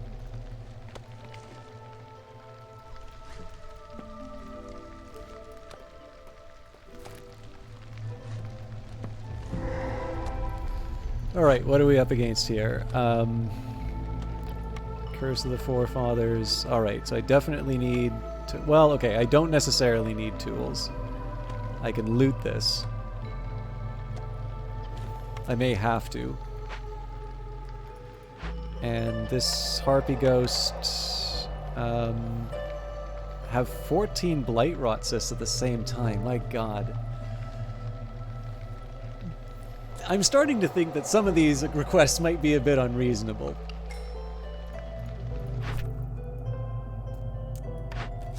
Okay. Fulfill the need or deliver ale. God.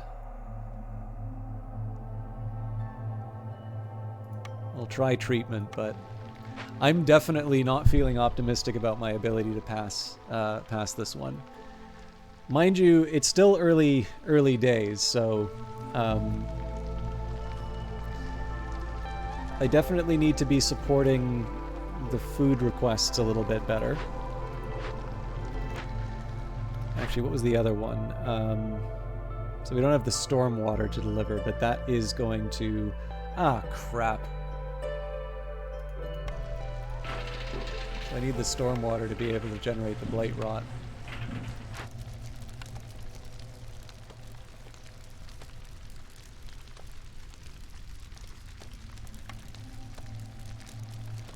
Hello.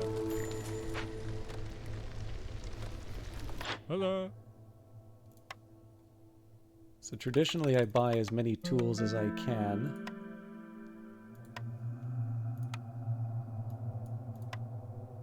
What else do I give up? Sea marrow actually winds up getting used with these ghosts a lot, so... It seems like I don't have any wood to give... Right, I don't have wood to give up because I've been using it in other things.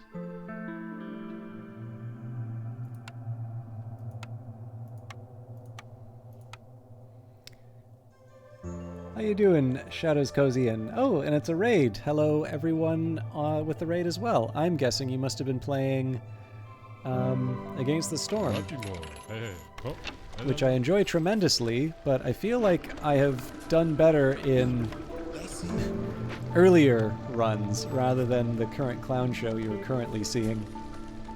Timberborn! Oh! MTGO Mike was actually just talking about Timberborn. What did you think of it? And are you... well, you must be enjoying it if you're playing it, but... Oh, hang on. Okay. I'm an idiot. I need to deliver 7 amber, so that's going to cost me $8.75 in trade. Do I even have something that I can... Oh.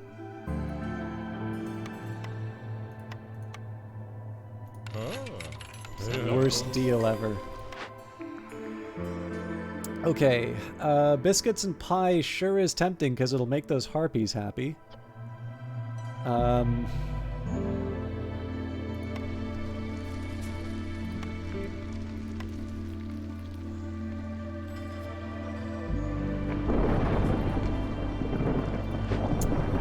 for that we need planks and fabric. Yeah, that'll all get worked out. But the game's now related through their oh, I did not realize there was a bundle. I've not played the Foxes. I'm actually not at level 10 yet. But I mean, so this is the first time I've played on the Cursed Woods, and I'm definitely finding the ghosts quite a challenge. So I have no idea how I'm going to wind up with 12 Blightrot cysts in 7 minutes. But I mean, this is one thing I really like about this game is how it always feels like you're about to. It always feels like you're about to lose, and then something magical happens in the last minute, and you wind up, you wind up pulling out the victory in the end. But yeah, this is actually the first time I've played since the foxes have been added, so I'm gonna have to give it some time before I start playing the faction based off of my favorite TV channel. Just kidding. I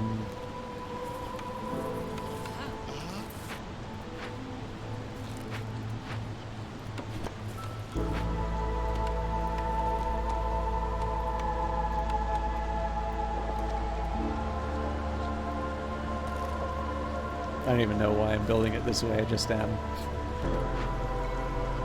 Okay, clearly none of this is useful until we work out our grain situation. Now, I thought we had something that would allow us to build grain.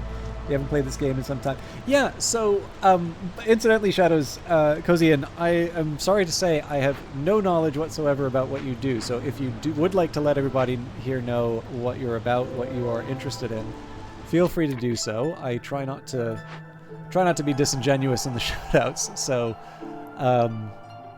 if there's anything people should know, feel free to speak up. I do appreciate the host and everybody who came in. But yeah, one thing I've actually really liked about Against the Storm is that it's maybe for the benefit of people who are just joining us, it is worth mentioning I was given a copy of this from Hooded Horse, so I am playing this because I was given a thing of value to cover it. But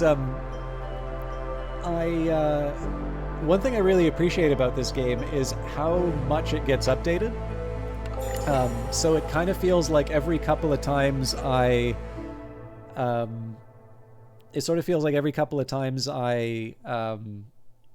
I put it? Like load up the game, or every time I do another stream of it, because this is normally my Monday game now. It feels like there's just something new in the game to experience, which I like a lot. It does mean that I'm, constantly learning new things, which is both good and bad. Like it would be, sometimes it's nice to kind of get a grip, but it's I don't know. Sometimes I need to learn a little humility, and this game's good at delivering it. So let's start getting that copper. Yeah, so I have the smelter. I have pretty much everything I need to start building some tools. So let's get control of this playthrough again.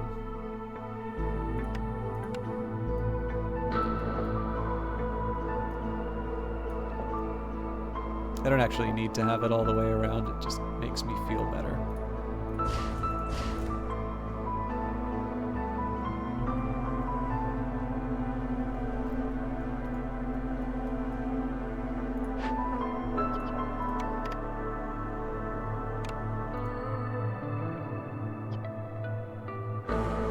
I'm trying to think if it's a good idea to welcome the new arrivals or just take the amber from the Citadel. It's probably not a bad idea for me to send to the Citadel for the cash at this point.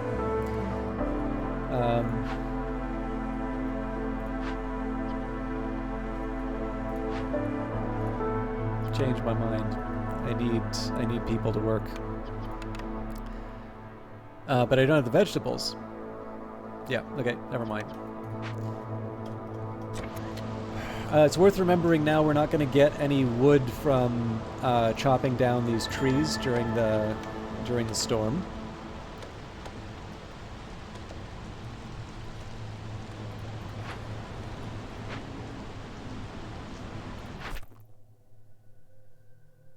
They should probably be getting these Dangerous Glade events dealt with sooner rather than later, so we've got another 4 minutes. Yeah, actually we should do this right now, so...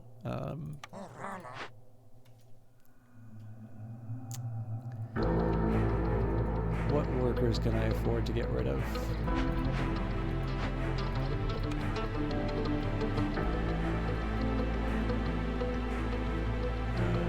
can ditch a forager for now.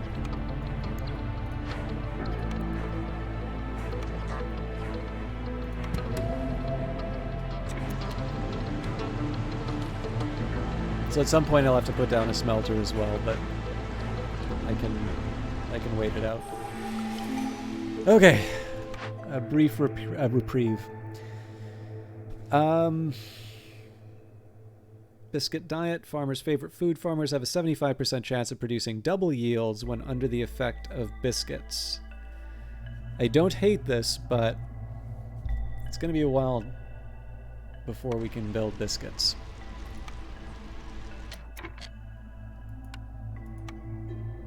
Wait a minute, I have a rain mill.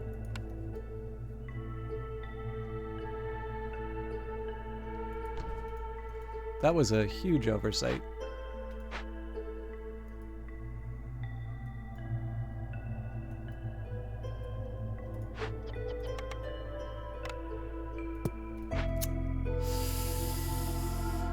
Okay.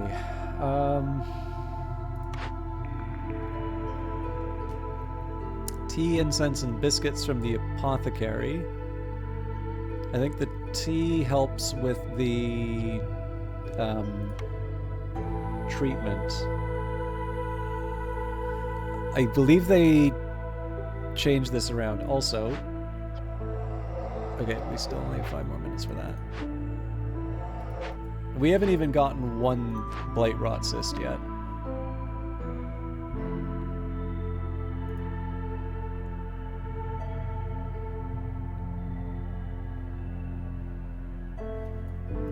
I really thought we would be increasing the blight rot by increasing the water usage.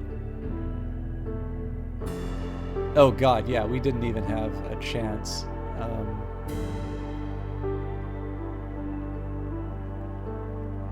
Still, what else are we going to do with rain engines, right? So, what I can do, though, is I can free up a few people. I don't think we need, like, all hands on deck with our...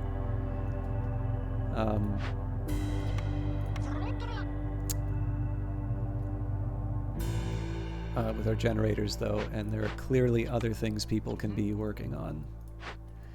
So, rain mill's the first priority.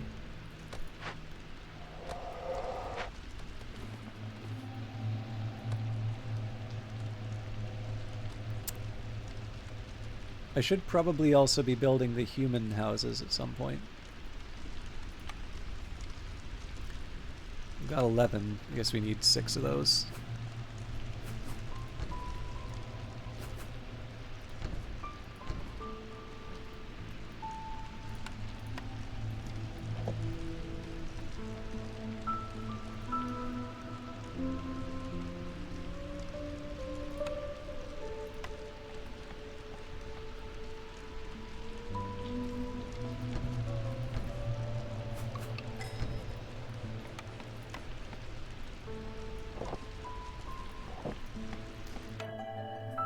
Okay, I don't quite have the same need for beavers like I used to.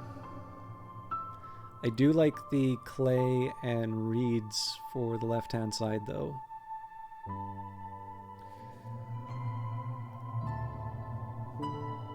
I'll take the eggs.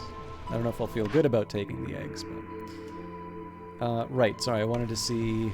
I think if it's...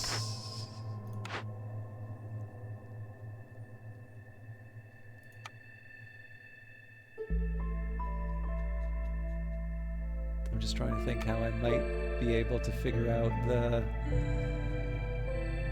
the new harpy needs.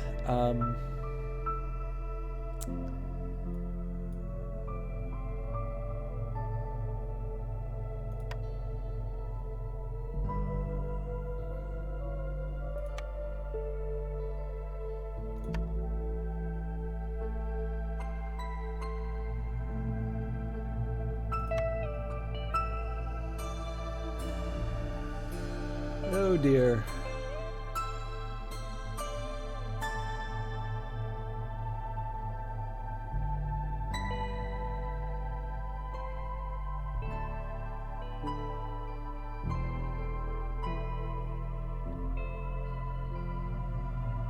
clan hall can't do it. Yeah.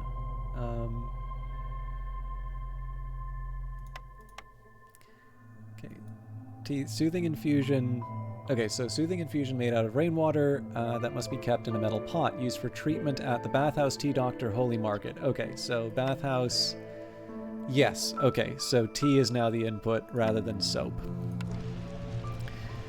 Okay.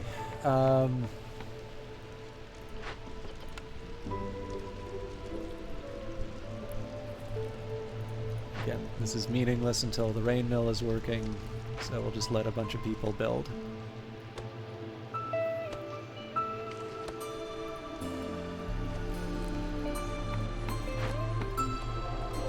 More minutes.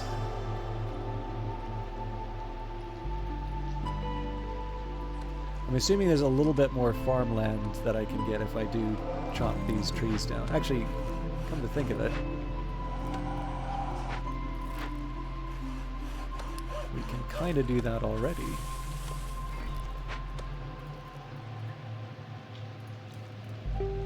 Too many ghosts.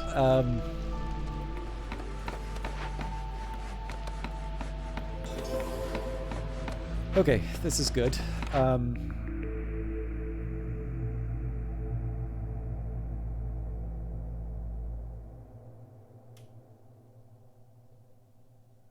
trying to decide if the Weaver is a good idea here or not.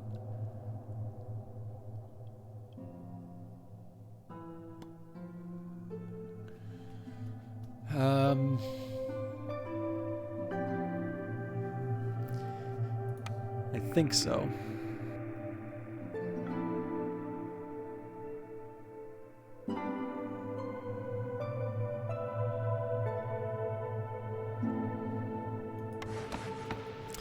Okay, so this lets me demolish the crude workstation.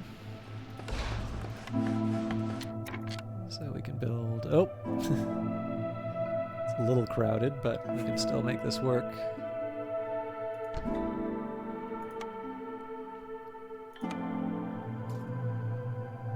Just... Oh, no, we're one short, but maybe we can... Yeah, we can creep it in here. Okay, so planks from the lumber mill. The only problem here is that everybody's, like, because it's so specialized, I'm running into labor problems. But maybe we have enough vegetables for not even close. That may be a problem coming up.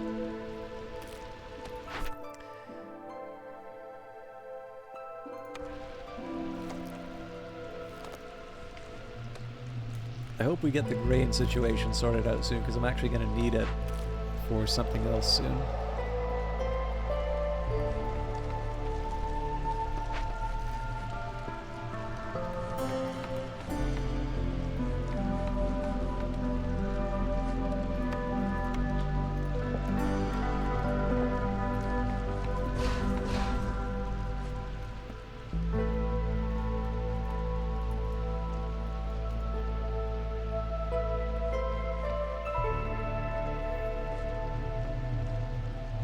So at some point I gotta hope for the ability to make pickled goods. We can always buy them, but that's not the best.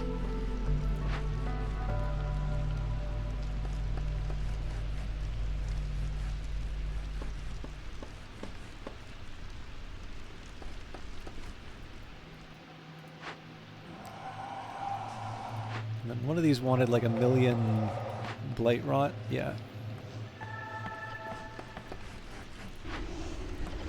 I'm actually going to try avoid fighting them all together. This may have terrible implications, but we'll do our best.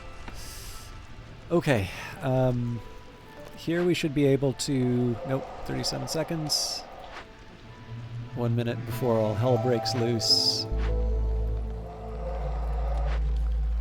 And we really should be kind of chopping the woods down, doing our best here, but... Ah yes, actually, with the harvest going on, I gotta keep an eye on the vegetables.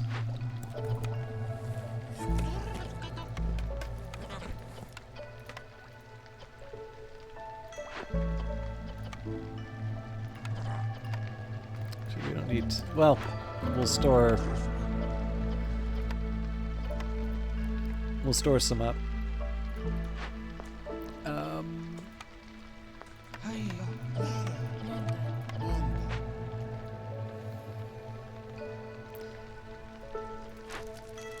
I think at this point we need the smelter.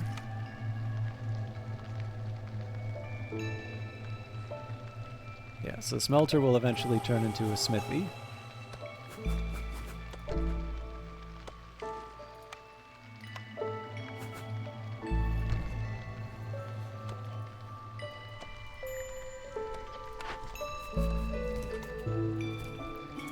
This is a big one for us because of the grain.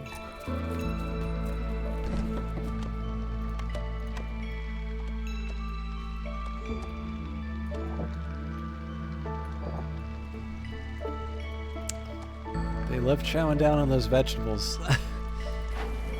So yeah, I'm going to resist the urge to make the flour quite yet. Like we want to get going on the bakery. We do want to eventually make biscuits and pie. But I'm not quite ready to follow through until I fulfilled the grain need. And we are going to get hammered in the next... the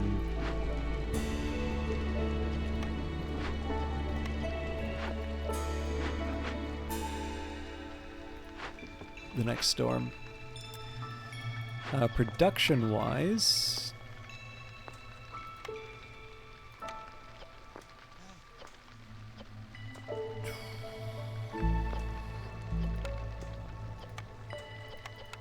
Okay, these are definitely workable, but not right now. We don't have the pipes. Yeah, so the rain punk stuff will help, but I definitely need the copper for it, so we're kind of at a point where, like, I'm technically producing everything that I need, I'm just not producing it fast enough.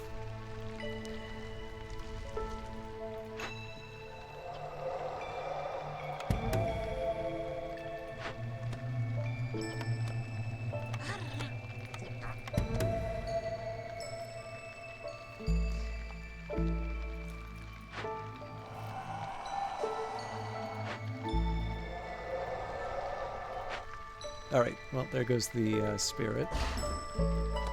Let's try to avoid getting caught by any of the other ones again. So I'll let the woodcutters do their thing here, but I think our next target's going to be to claim this glade here.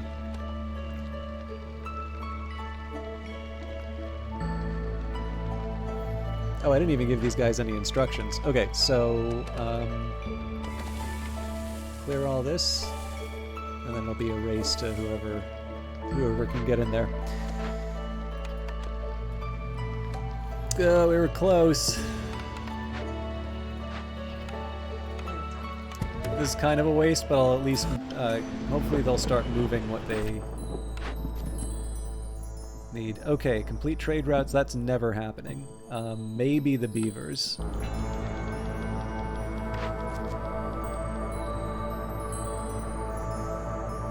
This we may be able to do.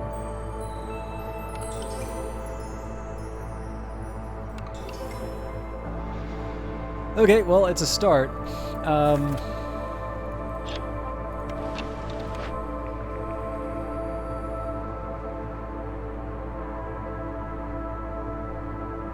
Damn it. None of this helps me. I think I'm willing to re-roll on this one.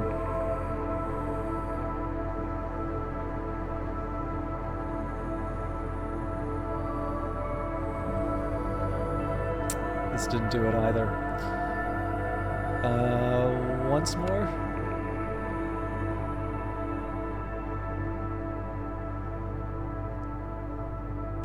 This is not good. Nobody here uses skewers either. Oh, that was such a waste of amber. Well, we'll go for the cellar, because at least it gets me pickled goods.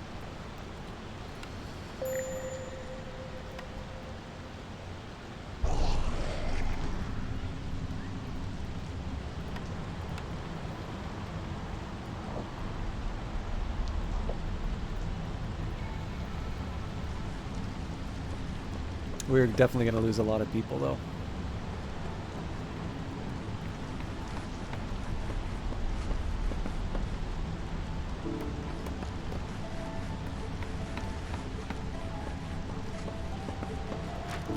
So one thing we can do is put down some decorations to sort of help us out.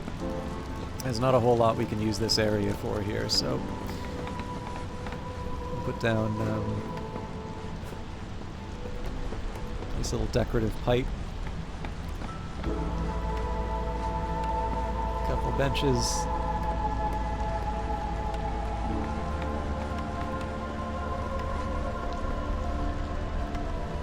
Park's a bit big. There you go.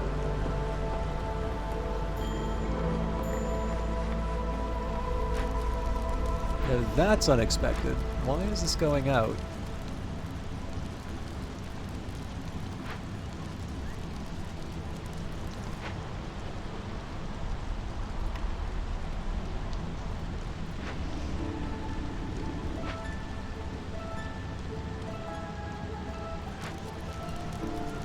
So, I mean, obviously I'm kind of playing a dangerous game here.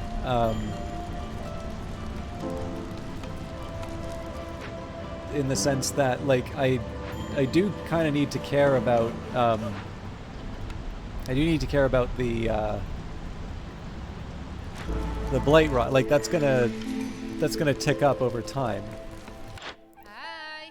I don't think I can really do anything with this. Yeah. I'll leave it be. Rooty ground, strange roots spread across the land. Wood production is increased by 1, but harvesting and planting are definitely not this. All farms can plant mushrooms on farm fields during the drizzle season.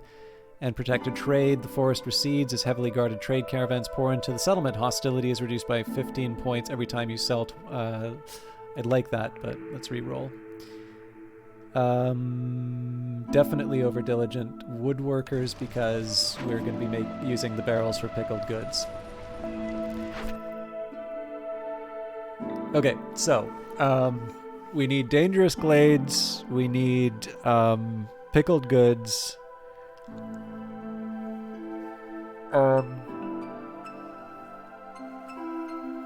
And I think we need to make the harpies happy so that we can get the ticking resolve off of that. And that's going to be how we win this. So, pies, biscuits, jerky, the whole lot.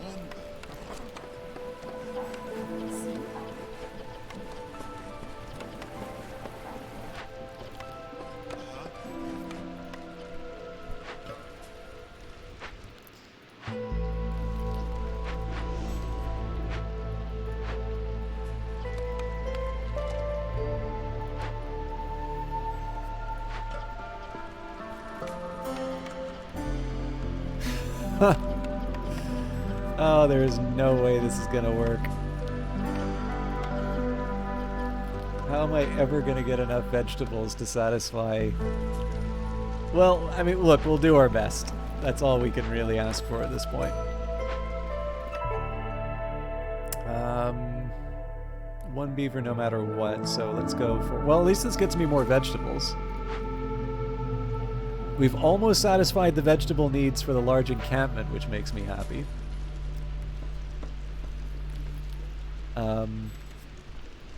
We've got 3 harpy houses for tents. We definitely need 2 more of those.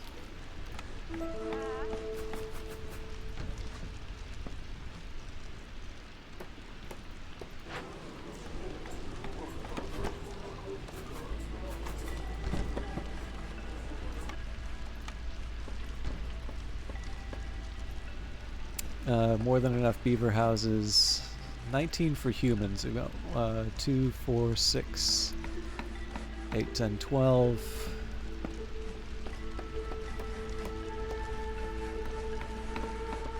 So we really need 4 more of those.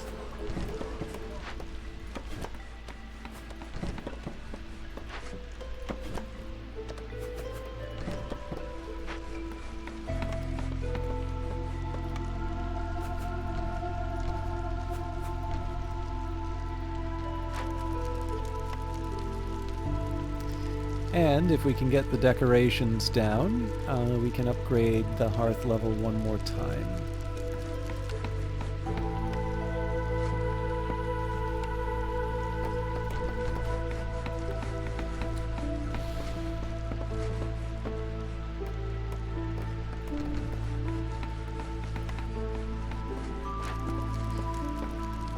I think I usually just do like a flower bed or something. Thorny reed seems to be appropriate. Oh, no.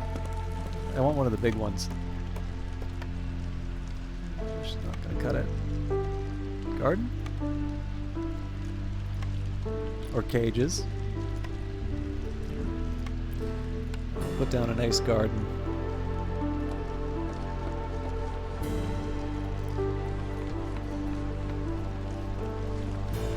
Okay, let's think. So it's been nice to sort of putter around, but we do actually need to get some stuff done. So, first things first, let's move the woodcutter's camp to an area where it's going to be able to cut into the glade.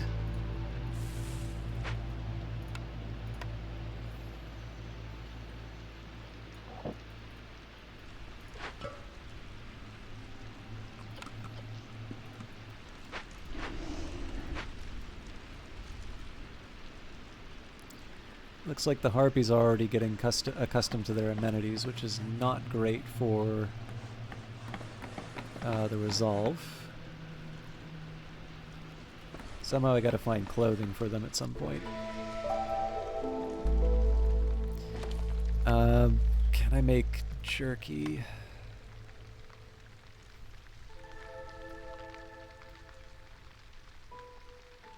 No. Also, okay.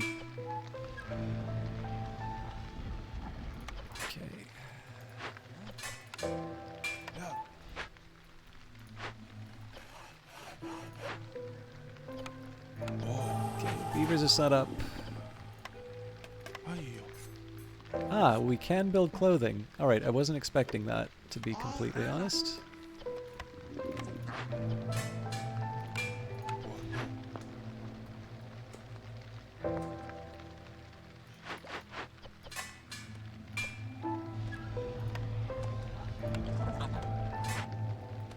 Ah, yes. Okay. No, we have all of the extra population now.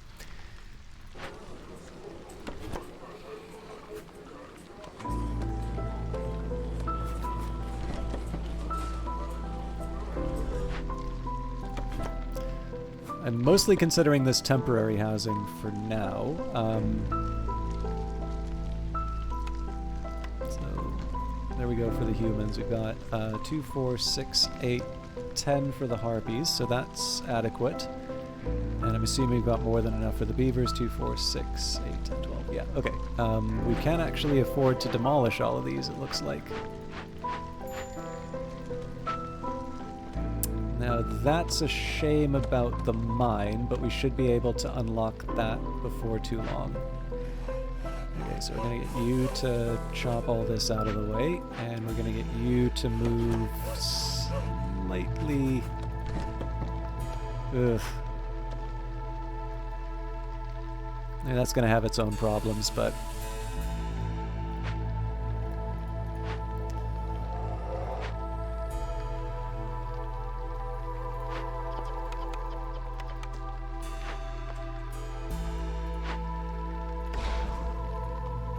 It's always weird, like this stuff still stays on the ground, so it's very easy to get misled in terms of what copper is actually available.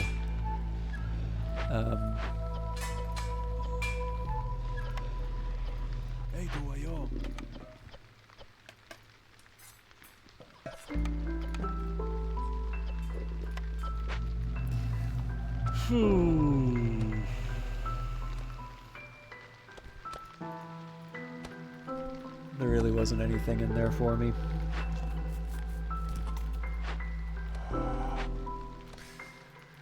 We've got 17 minutes to find a new dangerous glade.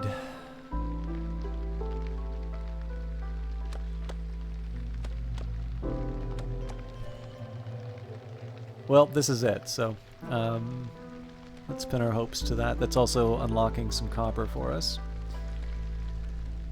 I can go back to the consumption control and re-enable everything.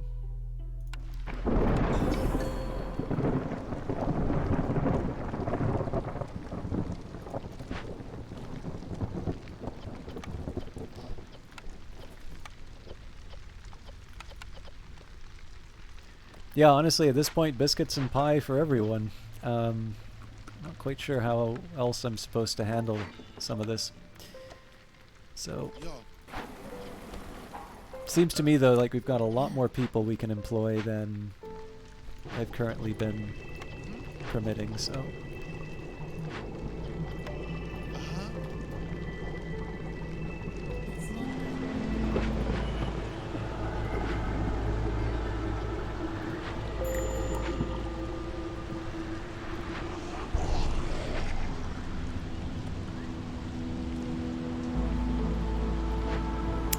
Now here's an interesting question. So,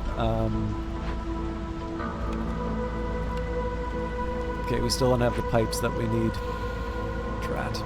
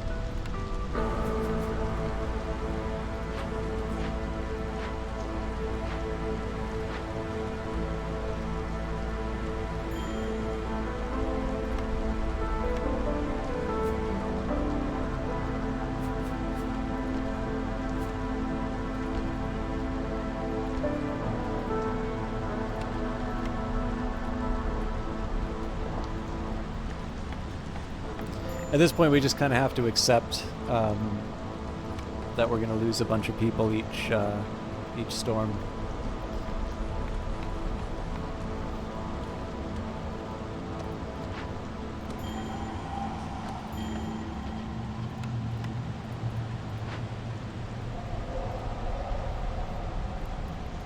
Although I don't think it makes a lot of sense to try and satisfy this ghost anymore. So one thing I want to do is...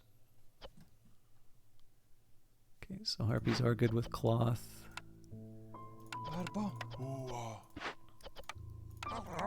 I do want to start replacing some of the harpies back in the Blight Post.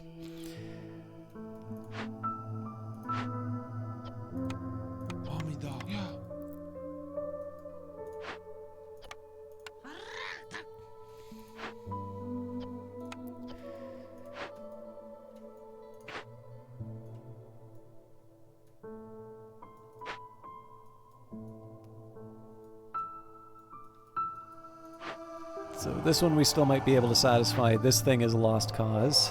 And so the rest we'll see what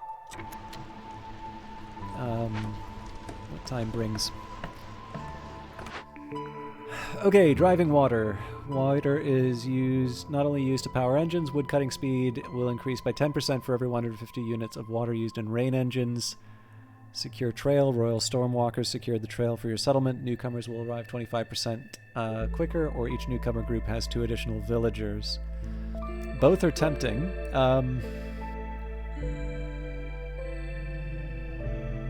Let's try the crowded caravan.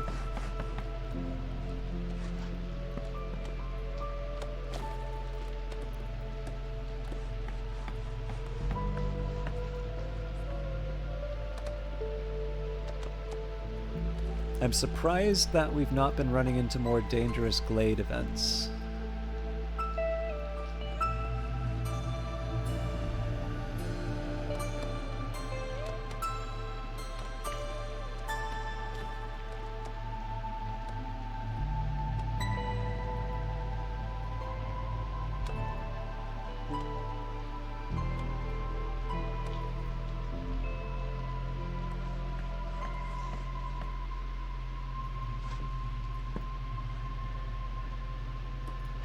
I do need to kind of wonder what this woodcutter's camp is doing here. Okay, if I can get 2 beavers. Oh, glorious. So 30 seconds we'll be able to get another improvement. Okay. Now, one bit of good news is we absolutely do not need to worry about fuel.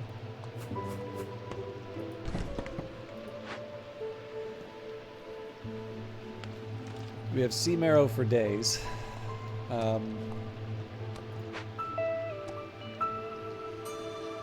We could also probably put down another farm as well. There's lots of good reasons to do that. Huh. Farm is so plentiful, I'm actually going to have to give up. Alright, well, you know what? There are far worse fates than having too much farmland.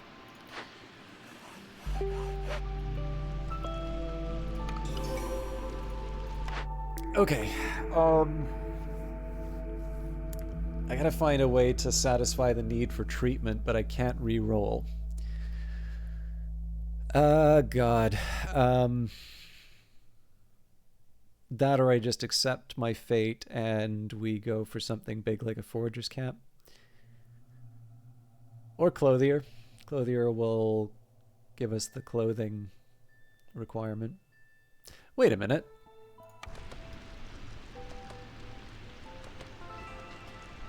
Yeah, I mean, so why is it that the... Why is it that the beavers are getting the clothes but not the harpies?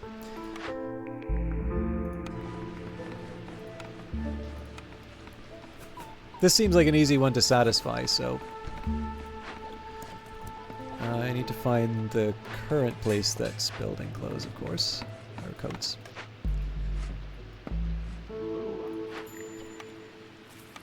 Let's throw a couple humans there.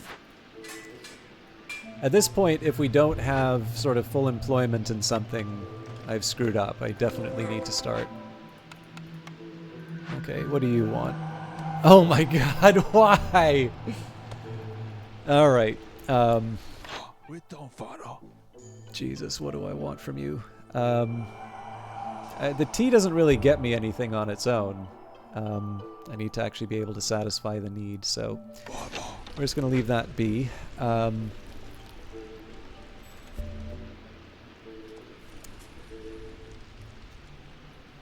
Okay, looks like everybody's currently occupied. Oh, nope, not true.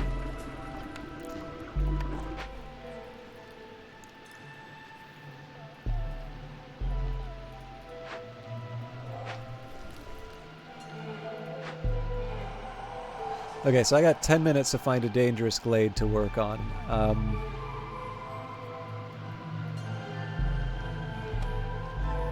So I'm going to narrow the focus a bit. What I'm really looking for here is something to clear out all of this copper. And I think, as much as I would love to clear out more of this area, the most important thing I can be doing right now is getting to that, getting to the next dangerous glade. So we'll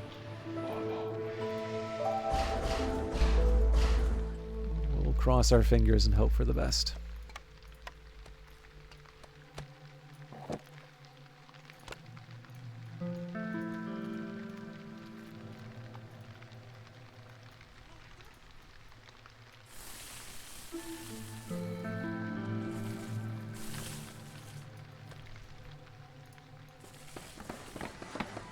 So where I can, I'd like to impose a little bit of sanity. Like if we can clear out these areas and things like that, that would make sense. But obviously our priority needs to be getting access to certain resources.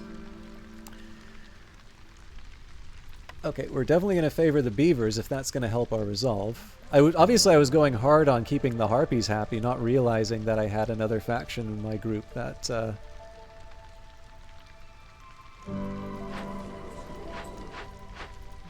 that I could satisfy. And it seems like I'm still short on the proper types of housing. Okay, well, oh wait, right, because we had some recent migrants. So there's a couple things I can do here. First of all, a new harpy and beaver house. And then we also wanted to create... God, what was it? Not you. 20 aesthetics decorations. So we don't even need to keep them, we just need to have them.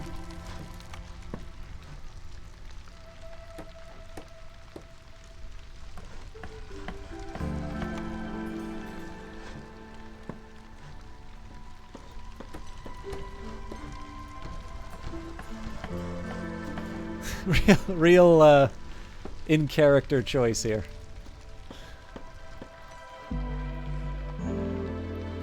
But this ticking resolve may actually save my bacon here. Okay.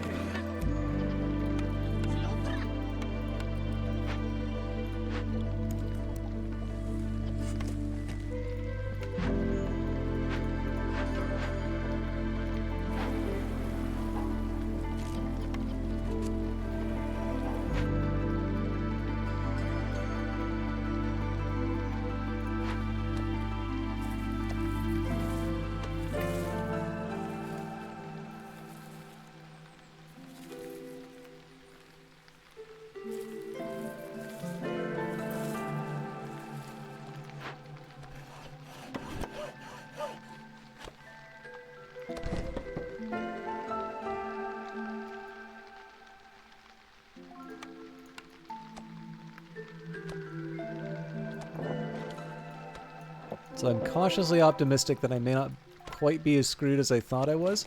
We are, however, failing to find dangerous glades. There's not even a point in continuing on at this point. Like, we really want to go to any dangerous glades we can get our hands on, so...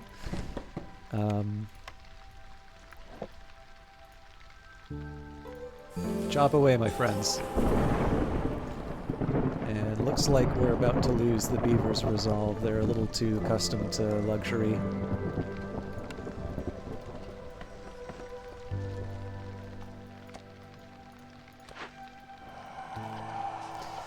Okay,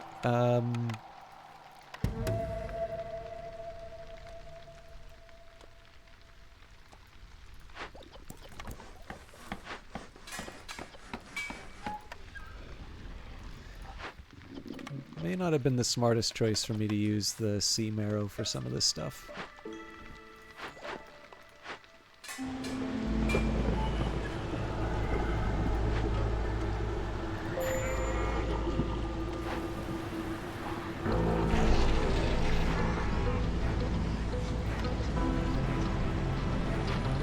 So as always, we're just gonna have to accept, you know, it's gonna suck for a while here.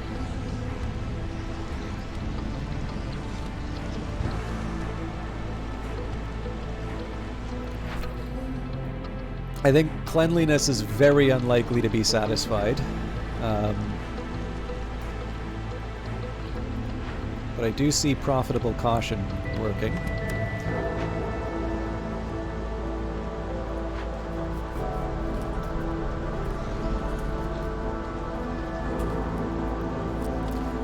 And you'll notice we're not worrying about the storm or anything like that. We're going very strictly for anything.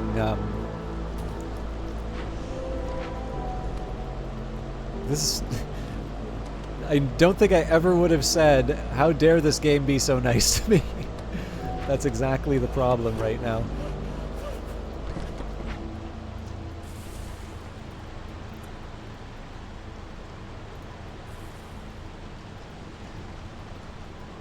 It's like, obviously we're just crashing into every, we're crashing into every glade we can, and we're just not turning up any dangerous events to complete.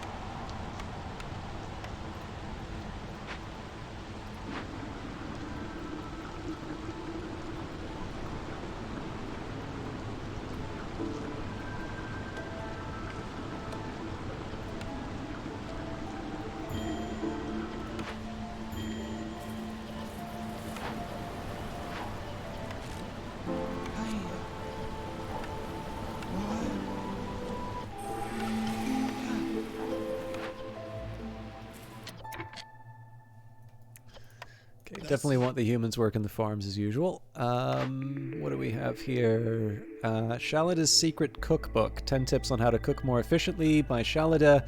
Gain 10 jerky for every 10 pies produced. That seems pretty good. I do also like reinforced axes, but actually being able to get jerky will help me. And I do make both pies and biscuits. In fact, let's say that the pies become a higher priority. Maybe, maybe not. You know what? Let nature take its course. I don't want to mess with those numbers too much. Okay. What am I looking at here? We've got somebody picking up the ghost chest. This place is getting me copper, so that makes sense. I mean, the obsession with copper doesn't quite make the same sense that it used to. Because in the end, I just haven't been finding that many events that let me, let me use the tools. But whatever. I'll settle for the world as it currently is. Yeah, and again, at this point, we're just gonna tilt at windmills, trying to. Actually, one thing I can do is build another. I can build another. Woodcutters.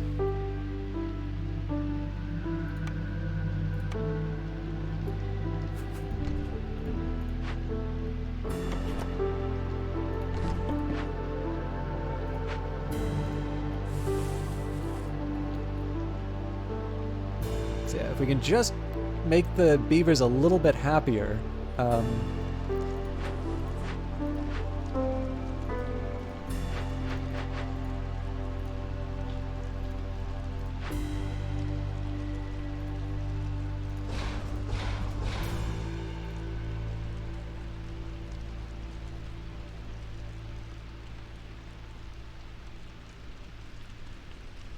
Why are beavers still in normal housing? Where is the normal housing? Okay,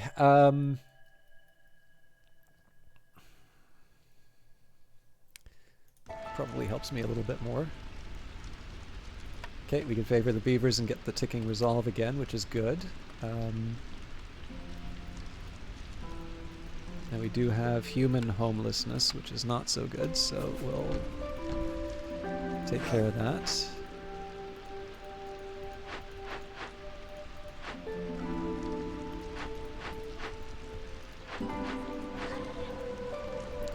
Okay, 2, 4, 6, 8, 10, 12, 14, 16, 18, 20. Alright, that makes sense. 2, 4, 6, 8, 10, 12. Good. Okay, so everybody is getting what they need. I'm not feeling too comfortable with that Harpy number. I'm genuinely not sure what to do about that. Well, okay, the beaver's already made the choice for me. Okay, what are we looking at here? Forager's Camp doesn't have anything, but we can get some more grain over here, which we will.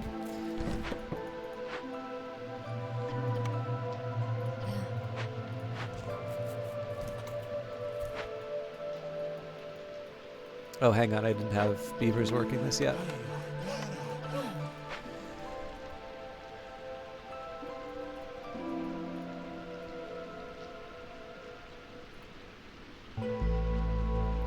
Okay, so we'll just see what happens with the passage of time.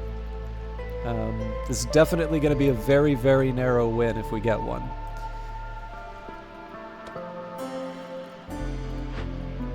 We've got 2 minutes to satisfy. Like, so it's not just find the dangerous glade; it's complete it. So I suspect we're just not going to get.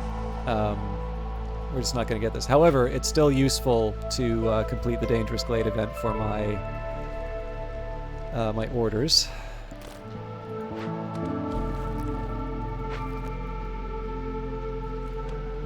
Honestly, though, the real thing I need to do is find a way of making my people happy.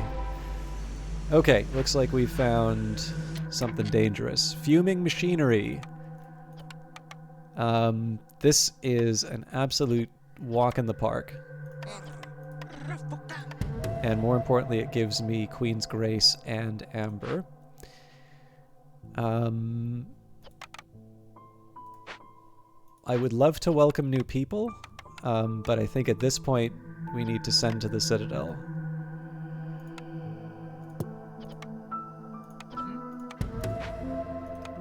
And this ghost wants empathy. Complete at least one event by making the empathy decision.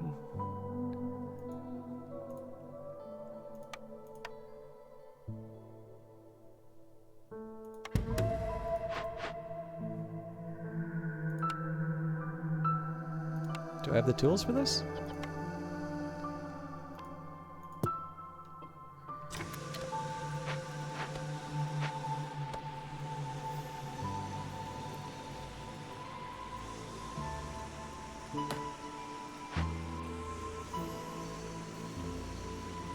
Anyway, sending to the Citadel, this is a big one for me. And we have the tools for it, which is even better.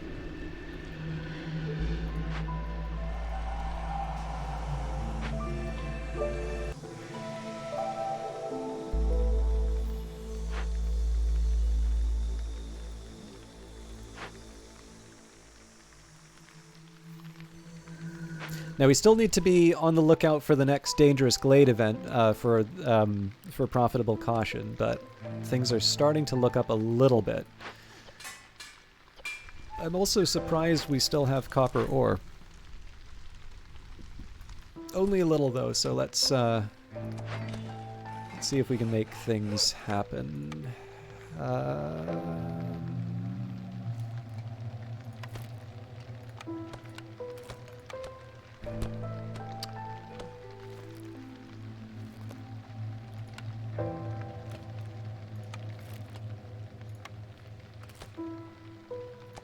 Okay, this is easy.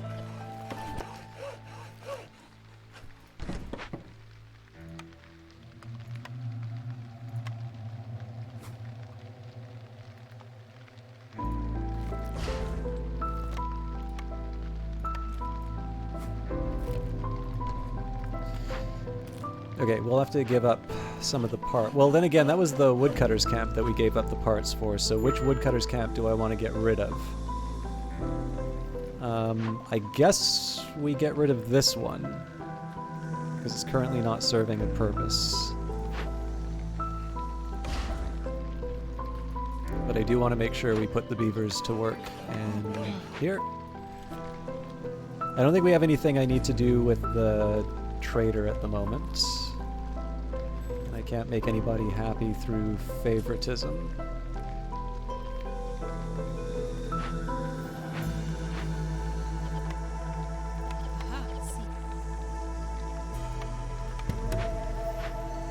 Okay, so all told, we're looking at 1.25 to the 1.25 to the Citadel right away. Oh yes, actually there is one thing I could do, which would be to try and buy up some... Well, we don't have the amber for it, so let's just leave that be.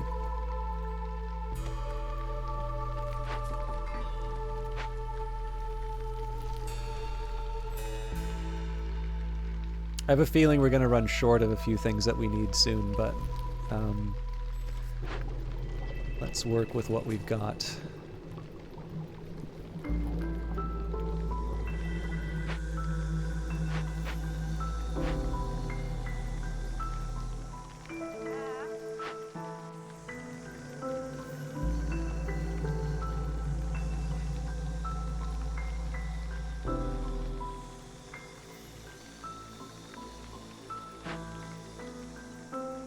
So if we have 1.25 coming towards us, so we'll be at 150. It's 150 out of 1, 2, 3, 4, 5, 6.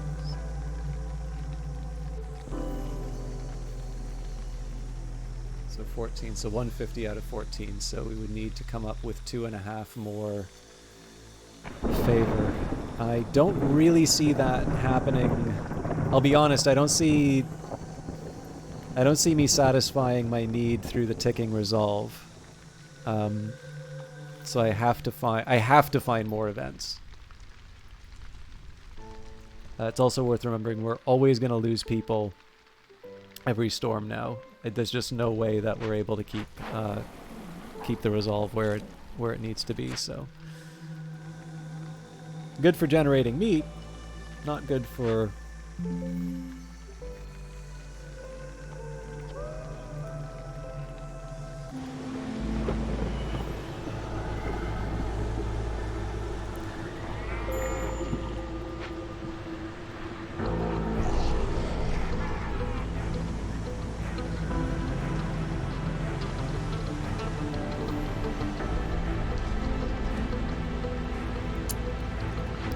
Oh, this is a shame. I should have been paying much closer attention here. Okay.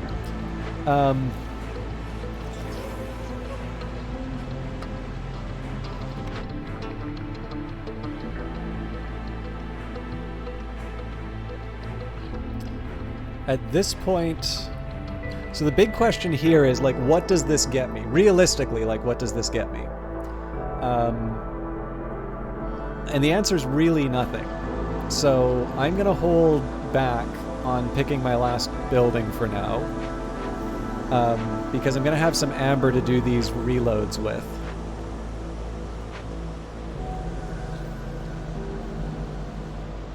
Or rerolls with, rather. There's a couple things I can afford to do here.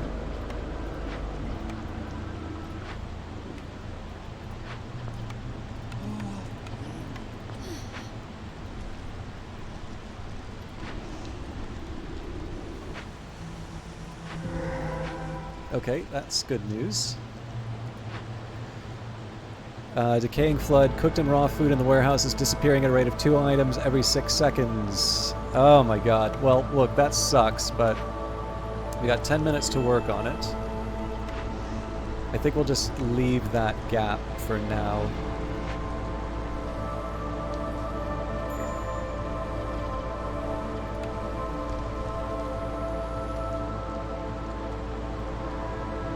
I'm sure there's some efficiencies we can find. Human scout. Oh, crap.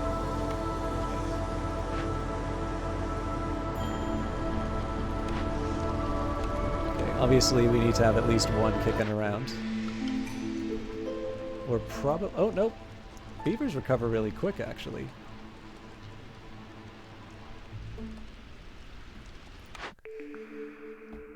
Zorg's secret ingredient. I think we'll do another one of those.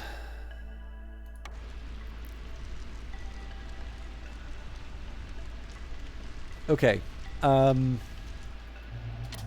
Now I have to get people working on this. So, where am I going to find the spare workers? Well, for starters, let's maybe hold off on... Well, we don't need anybody working the brickyard right now. We've probably got... Yeah, 128 bricks. I think we've got enough. Okay, so this one I kind of have to do no matter what. Now, the good news is we get some jerky out of that. The next thing I want to focus on is sending this to the Citadel, because this is what saves me, right? I get one point from Profitable Caution. I get 1 point from completing this. So 1, 1. We'll still have a little bit to go, but like we're within like shooting distance of being able to complete the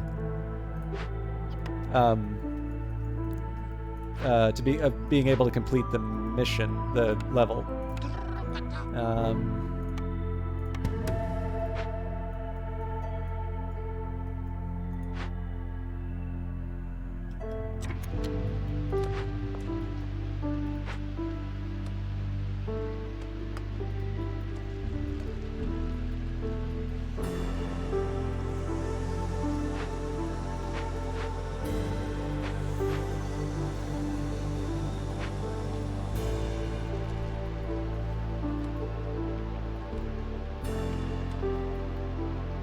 Who knows? Maybe we'll even get the need for treatment fulfilled. What does this guy want? Complete at least one event by making a corruption decision. And if we don't, pain and suffering destroys 6 stored parts. I mean, as long as I don't have any stored parts, is that really... Is that really a penalty? Okay. This guy's served its purpose, so we need to move on to the next. Oop. Need to move on to the next region. I think still beavers are the favorite here. So we need to deal with the homelessness though.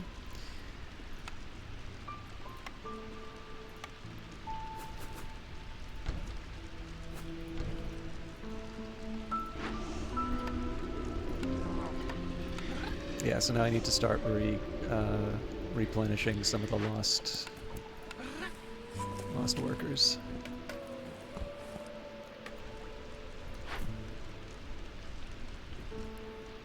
We have a lot of planks. I'm sure I can probably relax a little bit on those, but...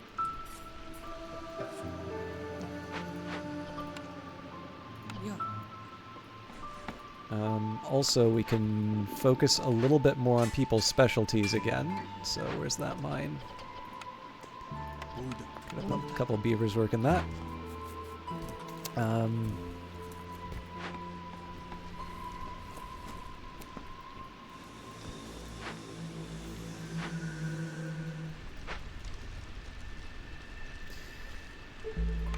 Okay, so it seems to me like we've got the money for... So again, just as a reminder, the reason I'm doing this is that I need to try and get somebody in this... I need to try and get somebody here, like, happy. Happy enough to get me the ticking resolve. And it would seem to me that need for treatment is the real priority here, so... Ugh. Well, okay, the one thing that's nice about this is that Explorer's Lodge will get me education, which will keep both the beavers and the harpies happy.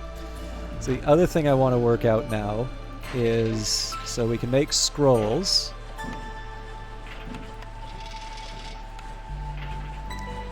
We need to find pigment somehow, but that will actually help. So we'll put down an Explorer's Lodge because we've got absolutely nothing else going for us at this point.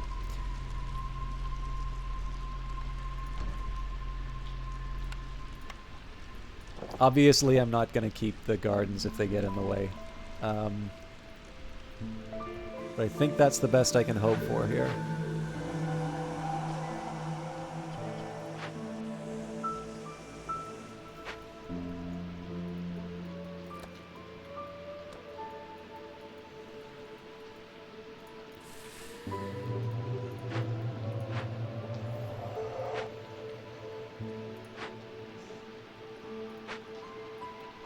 But yeah, so I think the name of the game at this point, we clear as many of these glades as we can, and essentially our priority really is to find something like either the fuming machinery or the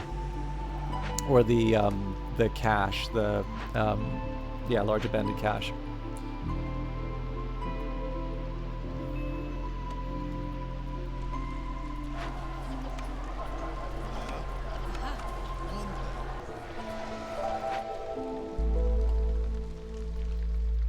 So I only have 30 units of education. I want to be a little mindful of that, but...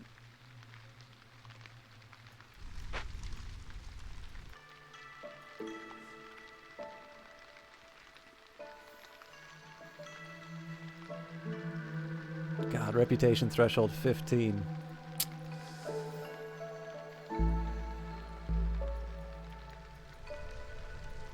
So next trader that comes by, maybe we will try and shoot for the...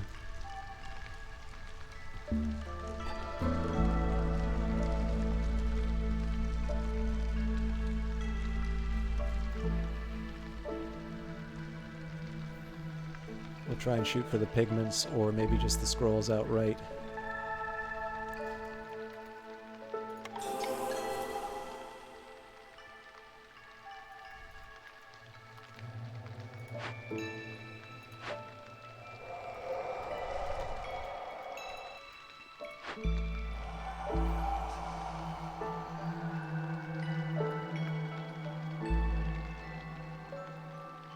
So 32 is the new reputation threshold.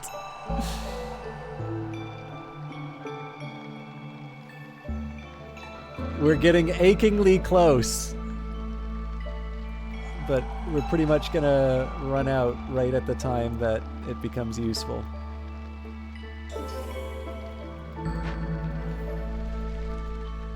But again, like, we're quite literally a half a point away. Well, okay, we can get it to 32. We'll get it to 32 for as long as we can. Doesn't matter how long it is. It's just as long as we can. As long as we can get that number to tickle the edge of the threshold for as long as possible. Yeah. Okay. Did we even get anything at it? Yeah, 0.03. All right. Well, look. I'll live with what I've been given. Are you kidding me? So something happened to make them happy again. I think we're just gonna stick with favor for a longer time. Or we can make the harpies happy for longer. So the threshold here is 15. The threshold here was 32. So it seems to me like keeping the harpies happy is going to be easier and last longer. So maybe it was the right call to cancel the satisfaction. I don't know. We'll see. But at this point, we kind of want to... We want to hit that as long as we can. Also, I have no idea why we're not doing anything... with this woodcutter's camp, so we'll change that right now. At this point, I'm removing any elegance whatsoever. We're just gonna charge straight into whatever whatever glades we can find. And again, either the ticking approval is gonna help us, or okay, well, the storm's gonna put an end to that, but.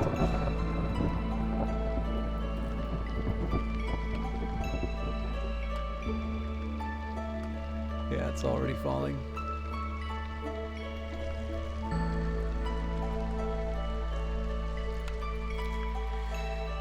So where are we now? 0.1. Again, I just need one abandoned cache and I can win.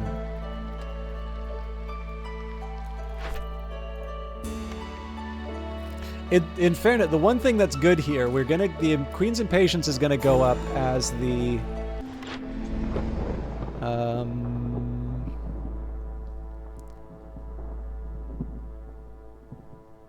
okay, I gotta be careful about how I do this, but so we'll grab a lot of pigments so I can get 12 out of the.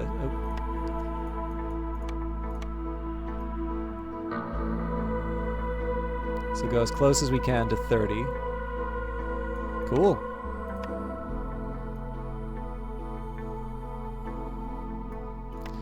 I also feel like there's a little bit of finesse, so I don't see any need for incense, for instance.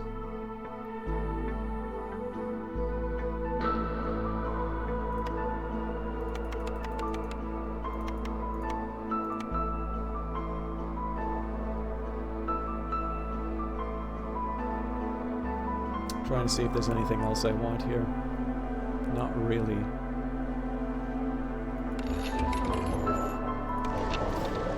So this is going to help me out. Under consumption control, I'm actually going to disable the education for a bit.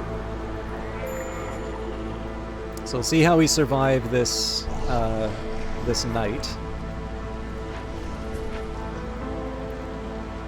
But I think what I'm going to do is I'm actually going to prioritize the harpies this time around. They're going to be a little bit easier to keep happy.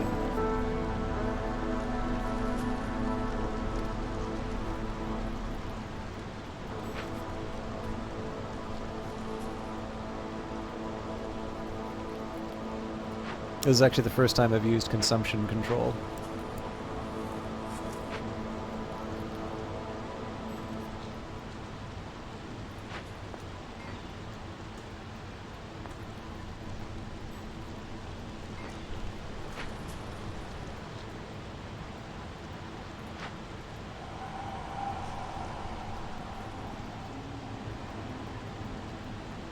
I'm surprised at how long it's been taking us to get to these different glades.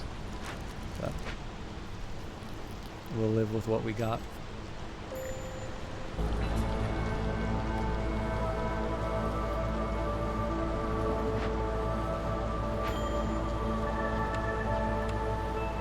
So builders are not a big... Oh, Cordell, I'm sorry, I didn't see your message until now. If you're... if you just recently said that, then I feel better. But it's possible you said hi and I was just so absorbed. I'm getting very, very close to the end of this mission here, but I also have pretty much run out of steam in terms of my ability to do things like generate points through orders, so I've been a little preoccupied. I apologize. Okay, we'll probably lose a beaver. Maybe, maybe not.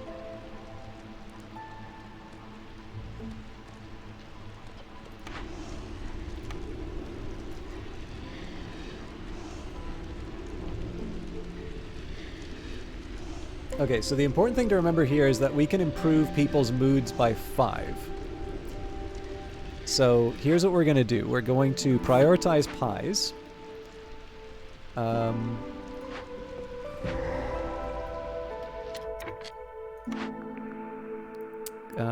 Bakery product. Oh god, that's like clearly clearly the top priority. Okay. This is what win. Okay, so like this is the win. But we're still going to pursue other goals. Open vault.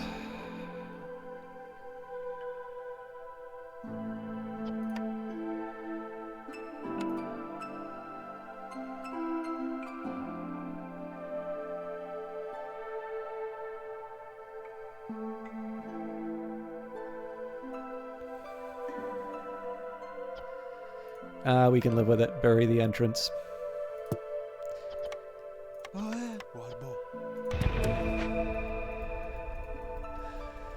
I'm kind of operating at cross purposes here. And all of a sudden consumption control doesn't matter, so you know what? Knock yourselves out with whatever tasks you want. We've already won!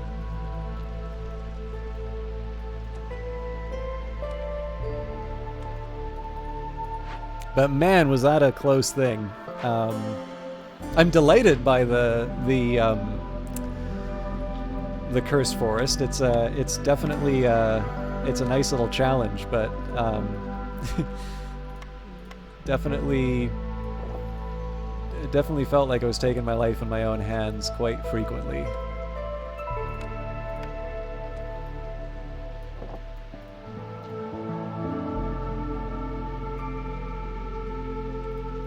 I mean, we haven't won it yet, but I think it's pretty clear what we're doing.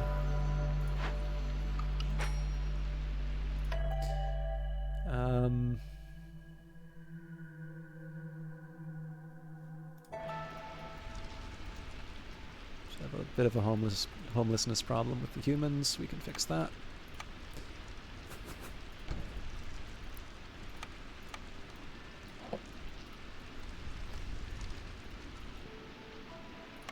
So we can play favorites with the harpies again, just because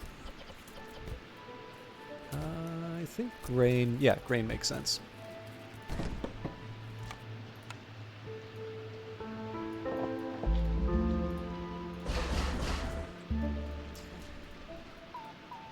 So we've got a few potential wins here. We're getting either the ticking resolve from the harpies, the Queen's Grace from sending the medium abandoned cache to the Citadel, or the Queen's Grace from burying the entrance to the open vault. Any one of these are going to finish the run for us.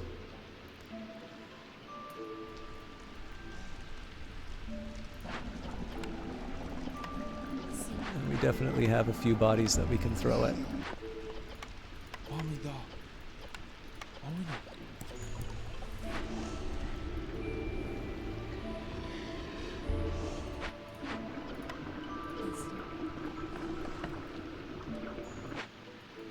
It's also a much bigger level than I've done before. Like it just feels like there are more things on the map.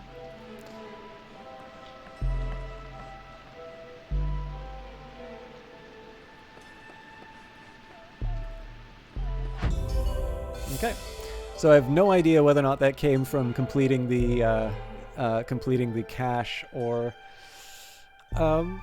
the ticking resolve, but I'm happy with where it went. I'm also very curious to see, like when it talks about the amount of time that it took. I do want to see what this means for the other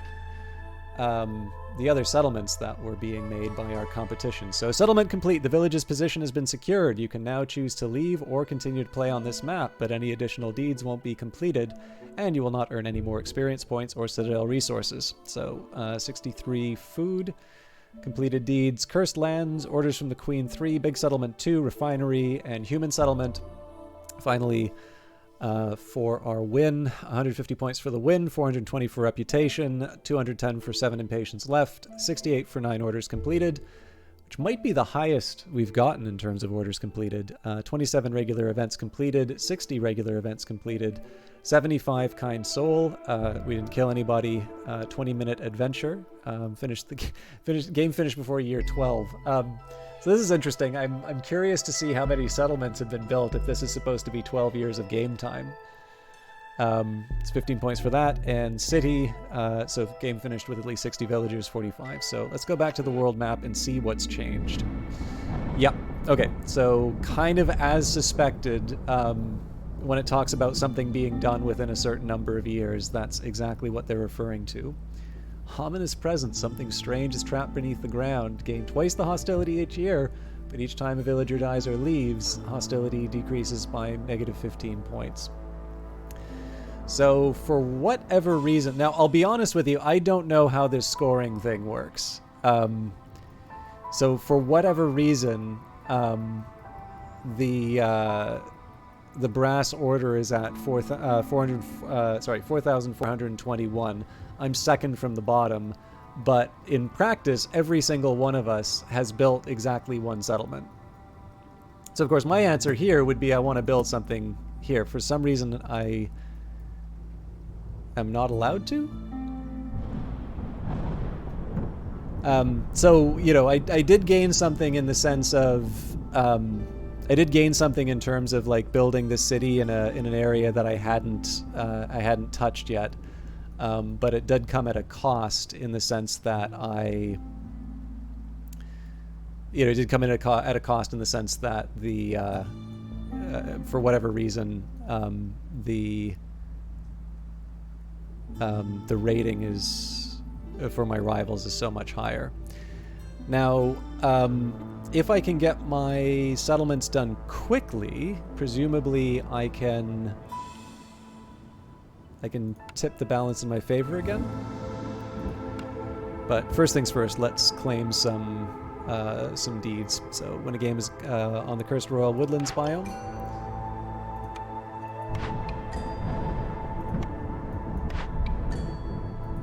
So complete 80 orders, win a game with 60 villagers. Refinery, win a game with a mine, smelter, smithy on veteran difficulty or higher. Should have seen what the wall crossing's a comfort building. And human settlement, win a game with at least 25 humans. So not quite enough to push us to 10, which means no foxes for us. And let's take a look at the upgrades. So,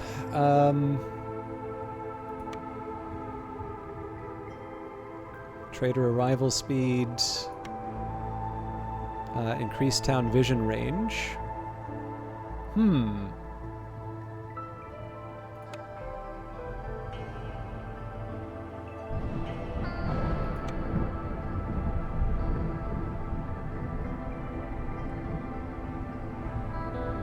Tough call.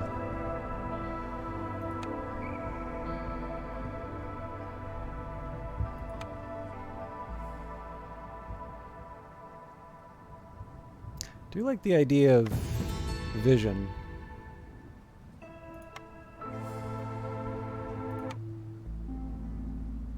Okay, I am not quite sure where I go next.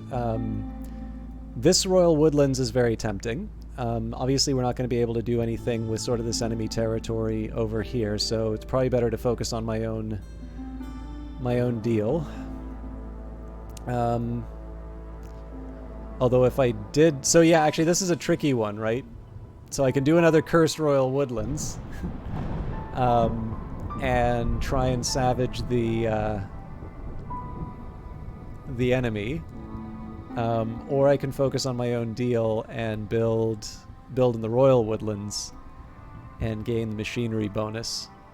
I think probably going for the machinery bonus would be better, but I think I gotta call it for tonight. I'm already half an hour over. Thank you all for watching and putting up with my tendency to rant. And again, Cordy, I'm gonna guess you're probably gone, but my apologies for what I am assuming is taking a really long time to get back to you on your message. I did want to comment a little bit on a few of the plans for the next week or so. So I've there's a local game dev meetup called Dirty Rectangles. Now it went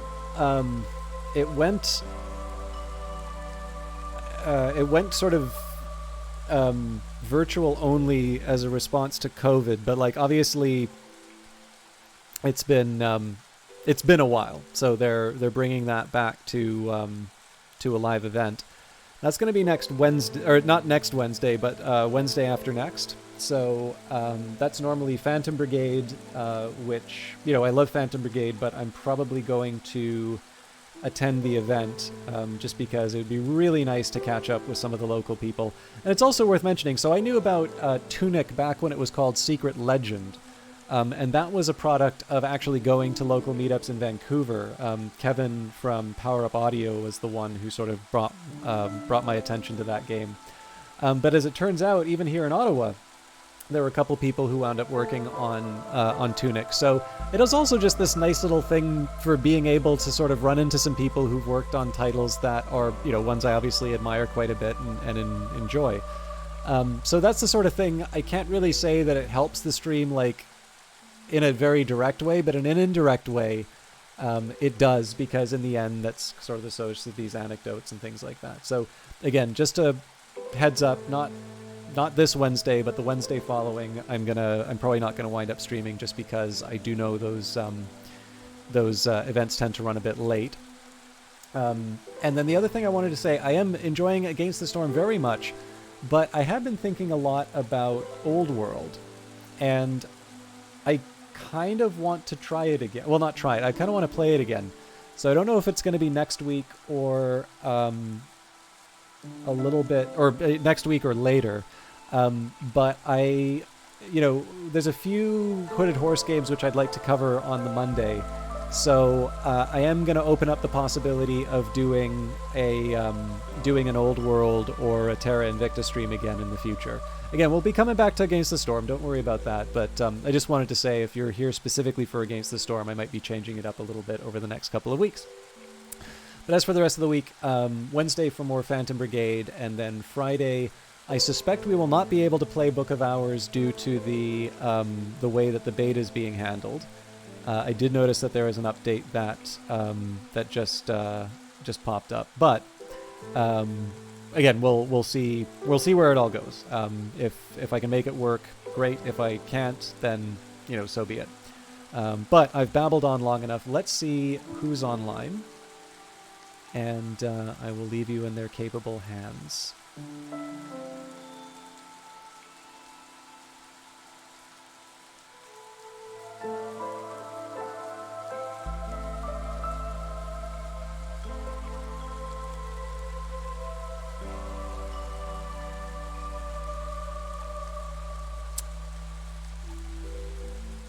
So, I realize this is not Against the Storm, but I have found a broadcaster, Dendrian. They are quite good at Against the Storm. So I just want to say, if you want to watch another Against the Storm stream, there's actually quite a few people doing this. Tonight, and I'd kind of like to host them, but in this case here, Dendrian is currently online, and they are playing Graveyard Keeper. So Graveyard Keeper is basically Stardew Valley for goths. But I will say, Dendrian plays this game at a much higher level than I do, and so I actually feel quite good recommending them as a broadcaster. So I just wanted to point out again, there's, I think, about 9 people, well, including, so 8 people currently playing Against the Storm on Steam. And again, my apologies if you're looking for more Against the Storm. I figure you're going to be able to find something that fits you a little bit better from the tags. But in this case, I do recommend that you stick around for Dendrian. For those of you who were talking about some of the business stuff, they actually have a background in finance, it turns out. But equally for myself, I found them through Against the Storm. They play it, like I said, at quite a high level. And if you are looking for more Against the Storm content, they're definitely somebody I would recommend following. Because they do play Against the Storm probably about evenly with Graveyard Keeper, so I feel they're a good host. Anyways, have a lovely evening. I'll see some of you Wednesday for Phantom Brigade, and for those of you who are here for the Hooded Horse stuff, I'll see you next Monday. Again, no promises for Against the Storm, but when I figure that out, I'll announce that on Twitter. See you then. Bye.